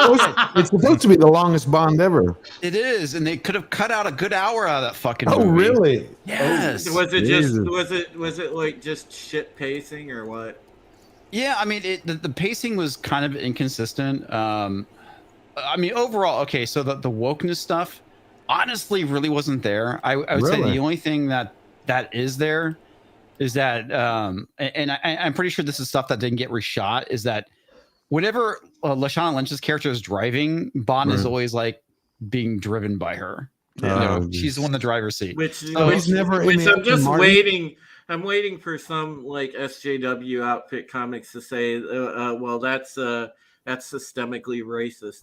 Yeah, I know. I was thinking the exact same thing. Overall, like I said, it's not woke. But the thing that honestly doesn't work for this movie is the relationship between Swan and Bond. Fuck. So does Bond ever drive the Aston Martin? Does he ever drive it? He drives the Aston Martin in the very beginning of the movie. Well, that's and that's basically it. So basically, they take his balls right in the beginning and then just go. Well, I mean, you could say that, but he's not really cucked at all. I mean, he's definitely the main character. Mm-hmm. Lashana Lynch's character is nowhere near as insufferable as I thought she was going to be. So she's not the main character like I've been reading. Okay. But the focus is clearly off the sexual part of Bond's. I mean, that's honestly kind of it. I mean, anything that's like just watching Casino Royale, like in the very beginning where you have that, pretty I wouldn't say racy, but it's a pretty hot makeout scene between Bond and that dude's wife. Yeah. You don't have anything like that. You have him and Swan, and that's really it. And so it's like he's been friend zoned. No, they're supposed to be married. Oh, he's so they're doing what they did with Lazenby. He's married. Yeah, I didn't know it much earlier in the movie. It doesn't fucking work. And the movie is for the most part kind of dominated by the relationship to a degree. I mean, it's like, what happens, and I'm not going to ruin it because Why? We know. Would you say comics that could stand about 20 to 30 minutes being edited out? 20, 30 minutes, probably like 45 minutes to an hour. Okay. I mean, there's parts where it fucking drags. And I'm looking at my watch going, Jesus Christ, when does this movie get? I won't say when is it going to end, but there's going to begin. Parts where when are we going to get back to Dick's Division and sing Happy Birthday? Is that what you were thinking? Yeah. Is the runtime on? It's not definitely not as long as like JFK or something like that. Yeah, I mean, I already knew about the ending, and I know that there's people that haven't seen it or probably haven't heard about, which I'm not going to ruin. It's dumb. out there though. It's fucking dumb. The last third of the movie, in my opinion, is probably the worst part because they're basically assaulting the bad guy's fortress, right? And and that's where a lot of the pacing issues come in. There's this fucking fantastic scene in the forest after he goes and picks up Swan and finds out that basically Bond has a daughter. And that scene in the forest is actually pretty fucking cool. But there's, I mean, you can tell some of the things where that was like probably done by what's her name, the Fleabag chick. I know Phoebe Waller. Yeah, Phoebe Waller. I have a bridge for you. It doesn't dominate the movie, but there's like little things in there where it's just like, okay, whatever. It's just dumb.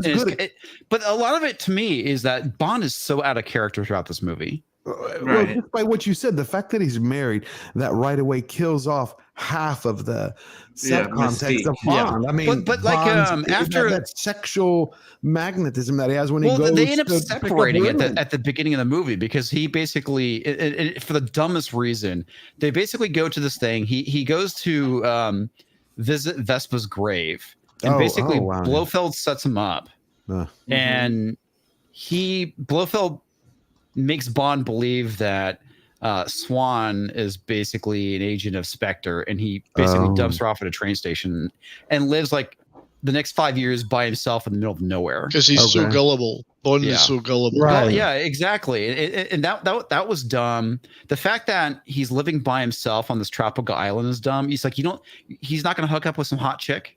Right. Like, come on. See, that's what I mean. That sounds like they took the masculine part out of him. The miserable. He's a miserable Bond.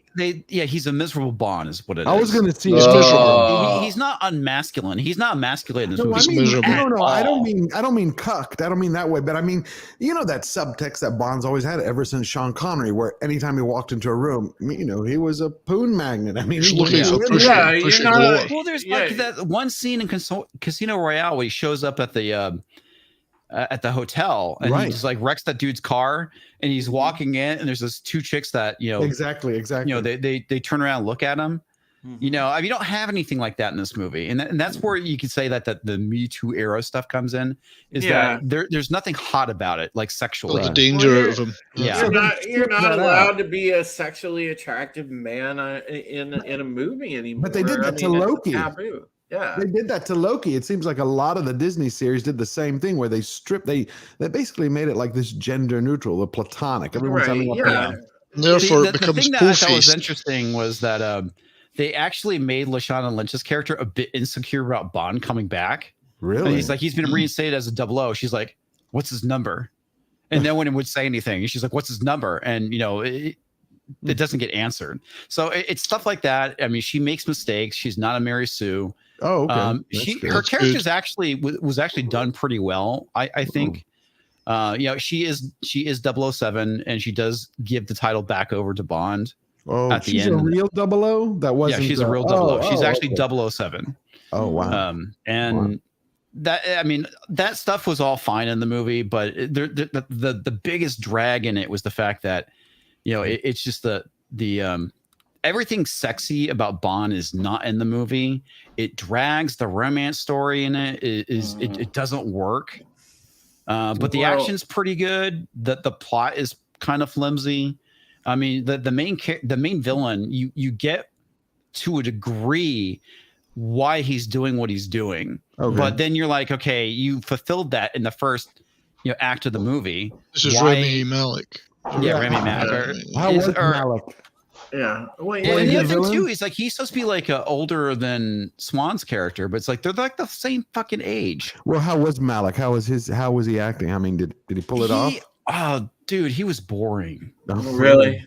Like at the very beginning of the movie, I thought it was kind of neat, but like whenever he's on screen, and he's a great actor. I loved him in what was it called? No, the hacker. Mr. Robot. Mr. Robot. Thank you. Yeah. But he doesn't work as the villain in this. Is he bland? I mean, he isn't menacing he's kind enough. of bland. Yeah. I just like Blofeld's basically glued to a chair the entire movie, and he was more interesting of a villain than Rami Malek's character. Wow. It seems to me they've completely misused Blofeld both in the last movie and this one then, because what is meant to be Bond's arch nemesis, almost evil twin, symbiotic-wise, has just been sidelined to a huge degree. And I think a lot of the hesitancy for me to want to see this movie, a lot of what killed it for me was the marketing. Some of the stuff, marketing, and also like a lot, some of the stuff preceding over the past couple weeks, where you have the people coming out retroactively wanting to cancel Sean Connery because that idea of Bond was that he was preying on women and he was a borderline, R.I.P. IST, and things like that. And that really bothered me because as a fan of the entire franchise, that really takes it away because Sean Connery was my personal favorite. And, thank you very much, sir. That's very good of you to say so. I mean, it's just the truth because he was well acted. Sean Connery had a flair about him, and for them to, and for these, again, the wokies to come out and sit there and clutch the pearls over it and say, oh, well, those are outdated ideas and those are extremely misogynistic and blah blah blah. I'm so sick of that. Right, but Comix is saying that it didn't have that much wokeness. It just sounded more dull by the way you're describing it. What it is, it's dull. I mean, like I said, Lashana Lynch's character is not, her character is not bad. All the stuff that they're talking about her with, the whole thing with the tampon and. So this is another Venom thing where they built up the marketing to show one thing, but it's opposite. I think it was probably there, but they cut it all out with the reshoot. Oh. And my favorite Bond was always Connery and then Dalton and then the other one. I mean, I liked Casino Royale. I mean, to me, he's not the worst Bond, but he's not the best Bond either. And it comes back to what we said earlier. He's just miserable. And that's the thing that kind of sucks about him. I mean, I do like the physicality that he has for his version of Bond. Like I said, the action scenes in it are really good when they're going. But there's stuff about it that's just like, oh God, it's like it drags at time, and the fact that how Bond ends up going out, we all know that he dies, guys. Right? So everybody. This isn't spoiling anything. Sorry, I should have probably said something earlier. But the reason why he goes out is dumb. Yeah. Oh, I bet it is. But Bond isn't supposed to die. I mean, that's the whole point. Killing him is what are they? Anyway. Yeah, but it sounds like if I'm going to watch it at home, I won't be watching it in the cinema. At least at home, I'll be able to fast forward through some of the slow bits. Have you seen any projections for the weekend? Comix? Have I seen the projections? No, I haven't. But dude, there was less than 20 people in my theater. Oh, and 20. When I was there, 20. Cheers. Less than 20. On a when I was there, night? There was only 4 other people in theater, and I guess some people slipped in like right after the trailers. But that's good for you. You had a lot of places are still on limited capacity, though. Like they're only allowed to let some. Not in the theater that I go to wasn't, because it was packed like last week for. I know a hell of a lot more people who are going to see this than Venom. Really? That's interesting. Yeah. Don't forget, Venom did 90 million stateside, and that's easily the biggest opening since 2019. See, now I'm the opposite. I would probably go see Venom before I'd see this. I saw Venom before I saw this. I hate to say it, I'm a lifelong Bond fanatic, and I've never been less interested, which is a shame. Yeah, I will watch it, but I've never been less excited. But it doesn't help also that Daniel Craig every 5 seconds was bitching about. And it's because of things like that. Exactly. And the other thing too, which I made a joke about with Quarter Black on Tuesday, is like, it seems like every movie he retires at the end, or he's in retirement and they had to bring him out. It's like, and that's the other kind of like theme of of Craig's Bond is that it's like he doesn't want to be Bond. He went from in Casino Royale being a novice, just getting his license to kill, immediately went to I'm done now, I'm retiring. Yeah, there was no in between. Yeah, exactly. That's the thing that's kind of like miserable about it is the fact that, I agree with Arturo Trevino, who's writing there. I just saw I caught it in the chat. Sex sells in Hollywood. I mean, if they're going to start producing these films where they're basically making it all platonic, I mean, you're going to get sales in Hollywood, not sex sells. Right. Yeah, if you take the mystique, if you take like the ladies' man aspect out of Bond, then it really takes a lot of the starch out of the character. Right? It does. It really does. And that just, I mean, because that's a huge part of his character. Oh my god! Yeah. I mean, it's like and that's like the thing that they've really toned down with the Craig Bond, and they've been toning it down for years. Yeah, they really toned it down for Craig's Bond. I just forgot his name. He's the quintessential man's man. I mean, he loved the ladies. He loved to gamble. He loved cars. He loved guns. Drinking. He enjoyed the high life, but he could get down and dirty. He's the quintessential man's man. You take that sexuality part out of it, you're removing a huge part of the force that drove him forward. I wasn't saying that was his reason for being, but it's a huge part of him that drove that swagger and that character.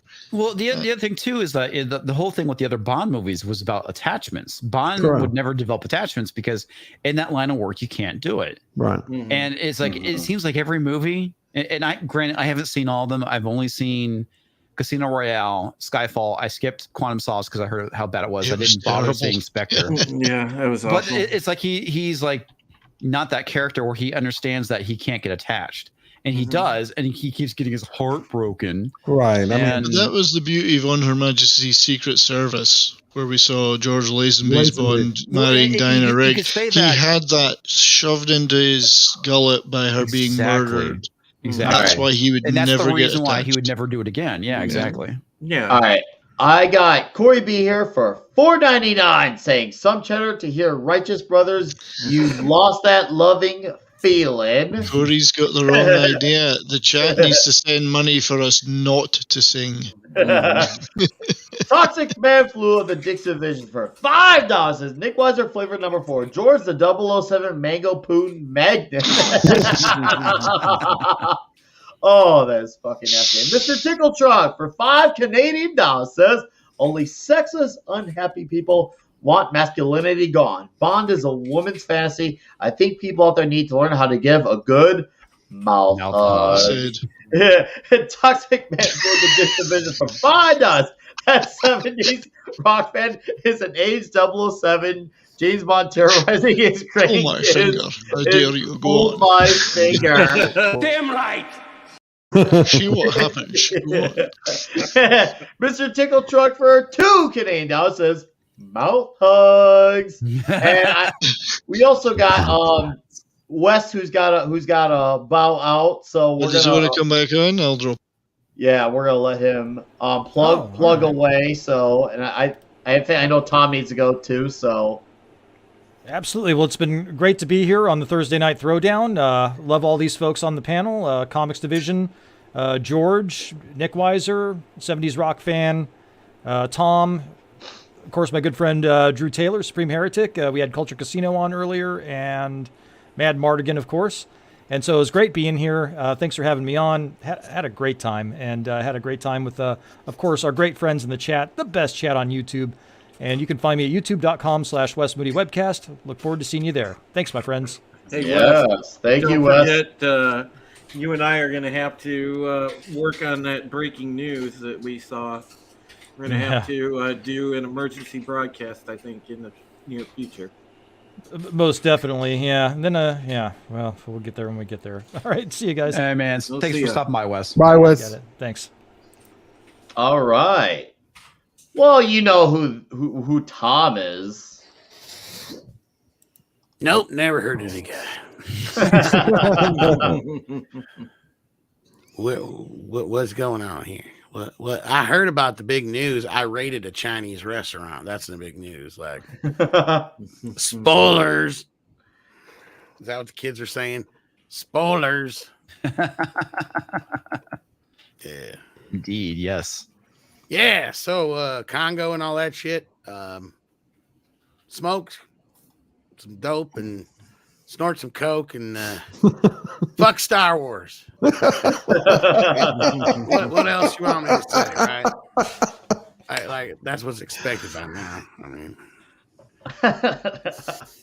awesome. Well, thank you, old man. Sometimes I just do a shit ton of LSD and like just listen to Pink Floyd. I mean, wow. I have ambitions in life, like yeah. Yeah, if you see George Lucas back there, tell him goodbye. Fuck yeah, Congo. Congo. Oh, all right. There was one from Terminus Esper. $2 says Nickwiser flavor number 31. Drew's Majestic, not so secret. Curvix cervix. 32 flavors of Nickwiser. Not so secret cervix. Yeah, it's not so secret at all. Man. Drew, it looks like I guess this will be the part where we gotta bow out then. I guess Drew, do you unless does anyone else want to stick around? Everyone else gotta go. No, I'm good. I'm good to stay. I'm here now. You're not kicking me out. I'm staying until it doesn't work. Sorry, Matt. We're wrapping up. All right. Well, it was wonderful being on with you gents tonight, and this is what we do on Thursday Night Throwdown, folks. That's why it's such a fun show. But you know, you guys know that I have a YouTube channel myself, and it is at Supreme Heretic. You also follow me on Twitter at Supreme Heretic. Of course, I write for routingintocomics.com. Don't forget to check out my latest article that I had up as of a couple days ago, where Marina Sirtis said she's not going to do any U.S. conventions unless everyone is double vaxxed. Make sure that you read that. That's the end of her career. And also make sure that you stay tuned to either me or Wes this weekend, because I'm sure we're going to go live and talk about some of the breaking news that's going on that we came across. So make sure that you folks look for that. And just thank you for being here. Thank you for supporting comics. Thank you for supporting this show and for being the great humans that you are. And the best chat on YouTube is Wes echoed before. You guys are awesome, and we always love to see you every night. All right, Drew. Take care, Drew. Take care, my friends. Take care, Drew. Good night, sir. See you, brother. And then there were 5. Where is this, Survivor? 5 dicks. The legend of the 5 dicks, but the biggest dick is gone. That was Drew. Hey, what Parts of happened him to still Jed? remain. What happened to Jed tonight? Oh, he didn't show up here or respond. He didn't say anything, so maybe he's got No, it's probably life the situation. best considering the fact that since I was using my secondary account and I didn't pay for the secondary account, we had a limit of 6. Well, I know Jay's trying to stop in here at some point, and I know we were doing a little bit of rotating around for people. So if Jed did show up, I would have rotated for I should have just sent you my primary account because I completely forgotten that they don't send you a password. They basically email you the login code. Nah, it is what it is. But I got to have fun with all these clips. So for me, that was the biggest perk, was the power of these clips. I'm like, this is the power that Those lies. clips are just there for you to see when you're running the stream.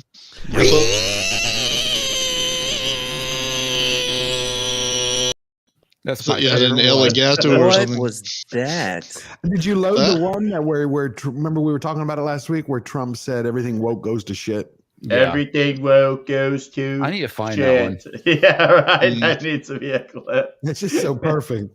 It really is. So overall, you're gonna say comics that this is like a wait for cable, the bomb. Yeah, I mean, I would wait.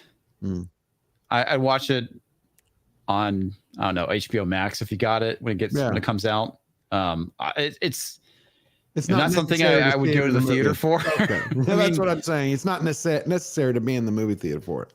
Yeah. I mean, it's like the movie. It's like it doesn't completely suck or anything. Like I said, the action scenes are really well done. Okay. The cinematography is fantastic. Of course, that's I good. mean, it's really well shot.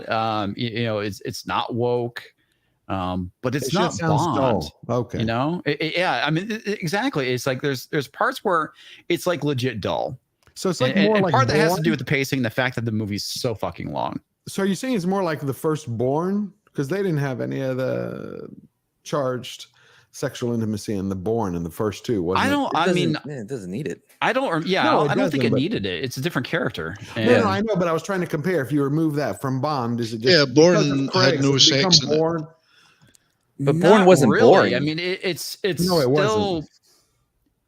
It doesn't become Jason Bourne, not in the least. Okay, because a lot of Yeah. people compare Craig's to Bourne because of his action and his physicality. It's been a while since I've actually watched a Bourne movie, so I really don't have a good comparison. Okay, I'm just trying to No. figure out what kind of Bond, like what. I think you're right, George. I think they've moved Bond towards Bourne quite Yeah. rapidly. And of course, one yeah. of the features of Bourne is that there is no real sexual element to the character. Yeah, Which I prefer. That's fine. It's fine for Bourne, but this There's is no James women. fucking Bond, man. Right. Yeah. I mean, I want Bond to be outlandish. I want the gadgets. I want him to be the guy that's all You smooth. do have more of the gadgets in this one, and About actually, time. he has a really good use of one towards the end of the movie. Well, can you tell us shocking. about the gadgets? I'd like to hear about it. So he has this EMP watch that he uses, Okay. and cool. there's a guy with a cybernetic eye, Yeah, and he uses it on him. that's cool. It's like- that's that cool. was That's pretty Bond. cool. They also made Q gay for some reason. What? Ha! Yeah, correct. He's too smart not to. As we know, throwaway line. God, so stunning and brave. as we know, Q is a hugely sexually charged character. Yeah. Throughout all the Bond movies. Yeah, And like, it's Too this- smart to be There's like this one line in there, and it's like it's so easily edited out for overseas audiences. It's you know, it's funny. Should have made Desmond Llewellyn gay as Q. Jesus. That would have been fun. But yeah, oh my god, I can't believe it's like I guess I mean, they just had there's to- stuff I liked I mean, about see, it. it doesn't matter. Like if it came up somehow in the background where Q's walking around and Doesn't matter, yeah. you're like, who Well, cares they about- end up going over to his flat, Okay. and he's basically setting up for like a date. And they're basically, hey, we need you to find this information. He's like, yeah. He's like, but this guy's coming over, and that's basically it. I got you. Yeah. So it wasn't anything like what he's like working on a gadget. Oh, Bond, did you know I'm gay? No, it wasn't anything like that. I would have preferred But, you that. know that I like taking it up the ass. Working on a set of remote controlled anal beads. Yeah, I mean, it wasn't anything like that. But it's like, why was that needed? It was. Why did they need to make Q gay? Pure signaling, yeah. Yeah, It that added was- nothing. It's kind of Yeah, like what it added Rowling nothing. said after she put out the books and after the movies. It's like, oh, did you know Dumbledore's gay? It's like, what? Yeah, the no, hell? exactly. It's, Like, it's did like that. anyone care or no? Somebody Did asked nothing. her if Dumbledore's gay. She's like, yeah, sure, he's gay. Yeah, it's like what? And that's kind of how this Do you want was. him Like, to be? yeah, sure, Q's gay for reasons. Well, it's the same thing they did with Luke, right? There was that article that came out, and was the headline was like, Luke, Mark Hamill says, "quote Of course, unquote, Luke is gay." And then if you read the article, he just said like, "No, you can do whatever headcanon you want. Right, Doesn't it's a matter." possibility. Yeah, in your Yeah. head. Yeah, Yeah, But You that can was be a made great of article. polka dots if you want to. Um, but there's some stuff. I think Critical Drinker basically kind of said this. It's like there's some elements where it kind of feels like Killing Eve, which was done by Phoebe Waller-Bridge.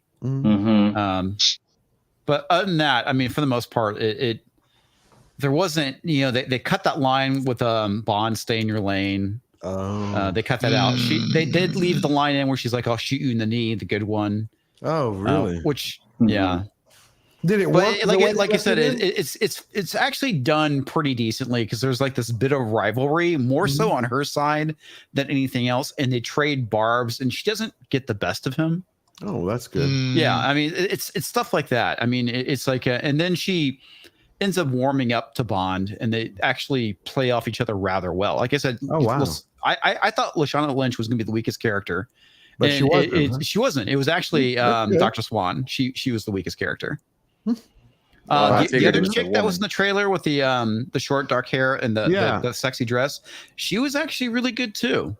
And there's like this kind of this cheeky moment where she's like all excited. She's like, yeah, I've had 3 weeks of training. Oh. And she like kicks all these dudes' asses. And it's actually done pretty decently. And Bob makes this comment of, 3 weeks, huh? And she's like, yeah, more or less, being kind of coy. Like, she was basically probably said that to be more playful than, being, it so was it just wasn't a 3 marriage weeks. too. No. Okay, well, that's good. As long as they stick to story, hey, sounds. But I mean, how was the fights though? How was the fights in it? Did they do a lot of that snodgrass shaky cam? Speaking of, no, I think shaky cam is basically done. I honestly, I wasn't paying attention enough to say whether I picked up on shaky cam or not. I'd have to watch it again, which I honestly have no desire to do. Have you seen the Raid? Yeah, I saw the Raid. Oh, awesome! Right? It is an awesome movie. But there's times where there's stuff that pulls me out of it where the dude has like the fucking glass bulb stuck in his neck. Yeah. He'd be dead. Oh yeah. So, Comix, can I ask you a question? What trailers did you see? That's trailers. Good question. For No Time to Die? Oh no, I mean for other movies while you went to see No Time to Die. Thanks for reminding me. Dune. I saw they had the Dune trailer, and it looks fantastic on the big screen. Oh, okay. Legit looked good. I'm trying to think. I mean, honestly, that was the Ghostbusters Afterlife was also there. Was it good? The trailer? Yeah, the trailer looked good. The same one from it's the same one. It's the same one we've already seen. Yeah. But other than that, I mean, nothing else really stood out. There's this other one that it's called the Last Duel, I think. And the one with Matt Damon. Matt Damon, yeah, it's a true story. Okay, and it's one of those where I'm like, that would be kind of iffy.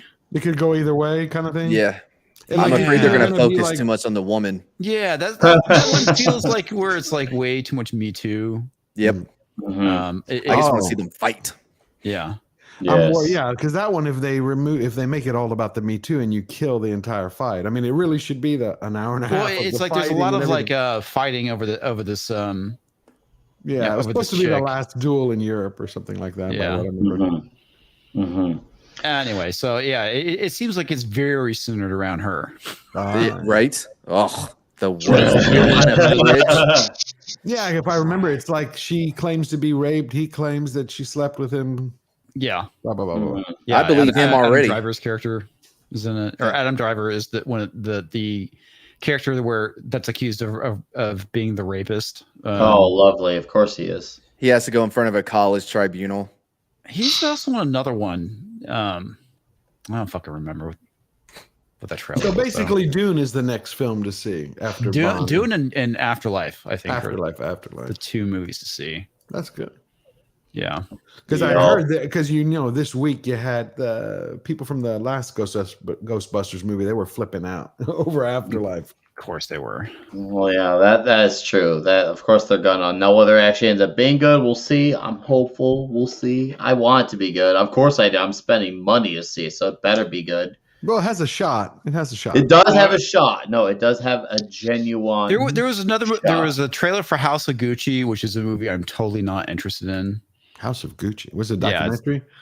Yeah, it's based on a true story. Oh, one of those. Doesn't mean it's good. True stories. It has Lady Gaga in it. Oh, that's me out. I'm not watching that then. Yeah, I'm out. Right? I'm out.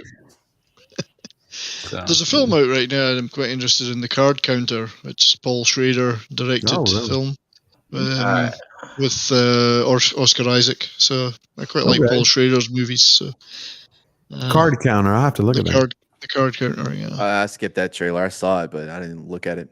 Okay. I quite like. I think it'll be good.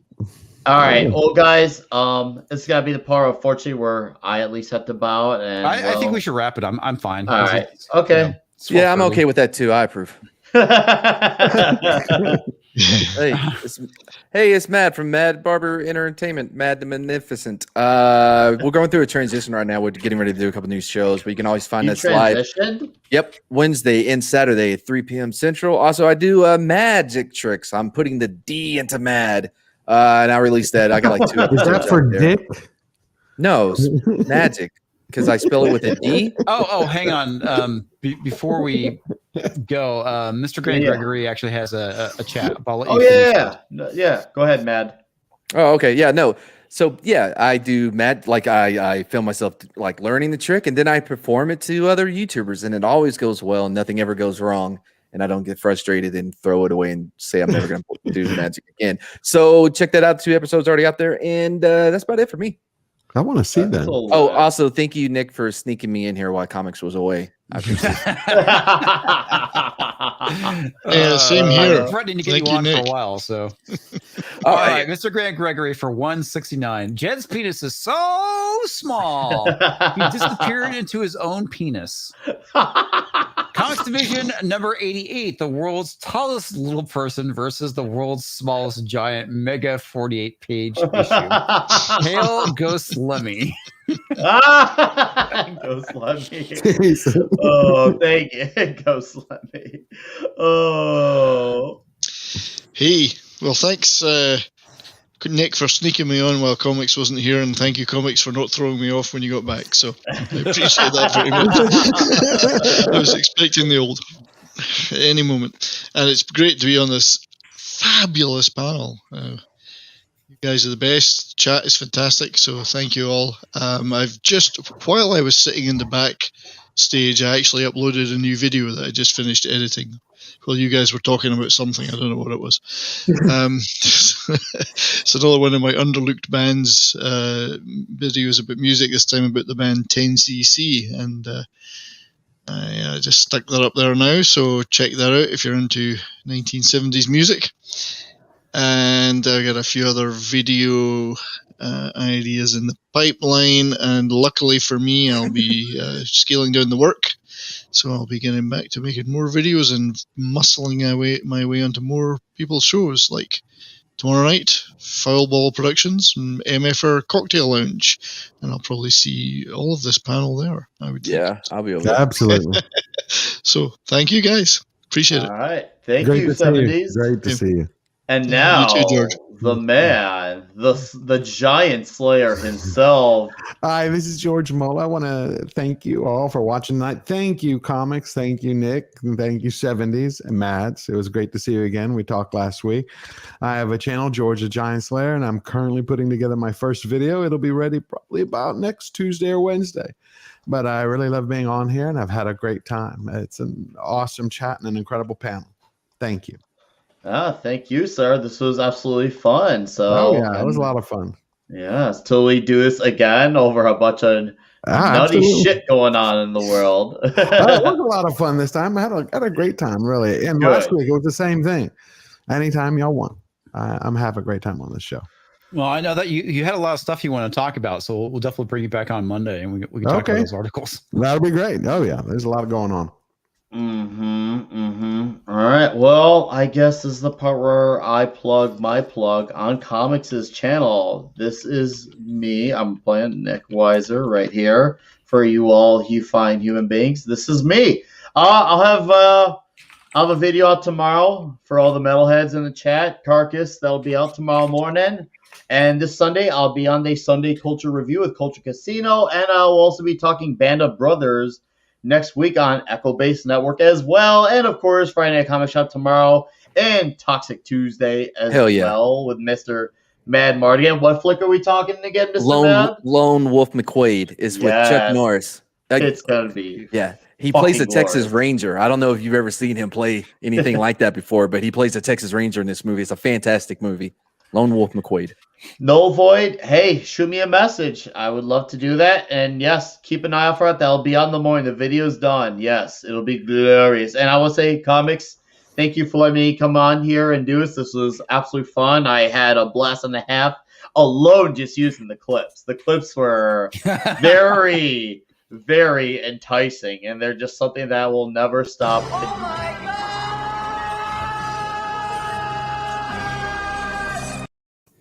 See, I cut myself off even. That's how fun these are. I can even cut myself off. I'm not exempt. I'm not exempt. And last but not least, the head, the leader of the Pixel Nation, and now the Dix as well. He's got 2 organizations to run through, and they both continue to get bigger, longer, and harder by the end. Well, we have some more super chats that we got to get to first. Oh, yes. We don't have to get to the one after this. All right, no, hold on. Oh, I see it. Yeah, do you want to read it, Nick? Well, I'll let you read it. All right. Turner says for $5 says, so I hear Bond has some lasagna lunch and he passed away. Oh, well, Elvis worth every penny. We can skip this one. That's no big deal. We can skip that one. That's fine. I know. Toxic Shampoo of the Dix Division for $2. I thought Culture putting his D into Mad. Nope, that's my D in Mad. I wrote it. 32 flavors of Nickwiser. Terminus says for $5. Nickwiser flavor number 29. Disgruntled Bond fans lost lasagna Well, I have to say, everyone, thank you for showing up, even though I wasn't here through most of the stream. Sorry I showed up to ruin everything. It seems like you guys are having fun on your own. Well, anyway, thanks for the generous donations. Thanks for hanging out. The usual stuff. Much appreciation to you folks and to my fine panelists. And expect a Bond review. I cannot wait. Well, Comix, thank you again. And to the chat, you guys are awesome. Mr. Mad, George, 70s, Culture, Wes, Tom. Did I miss anybody from the panel earlier? No, I think I got everyone. It was fucking awesome. I'm sorry I missed Culture. All hail Culture. All hail Culture. And guys, you all know how the song and dance ends.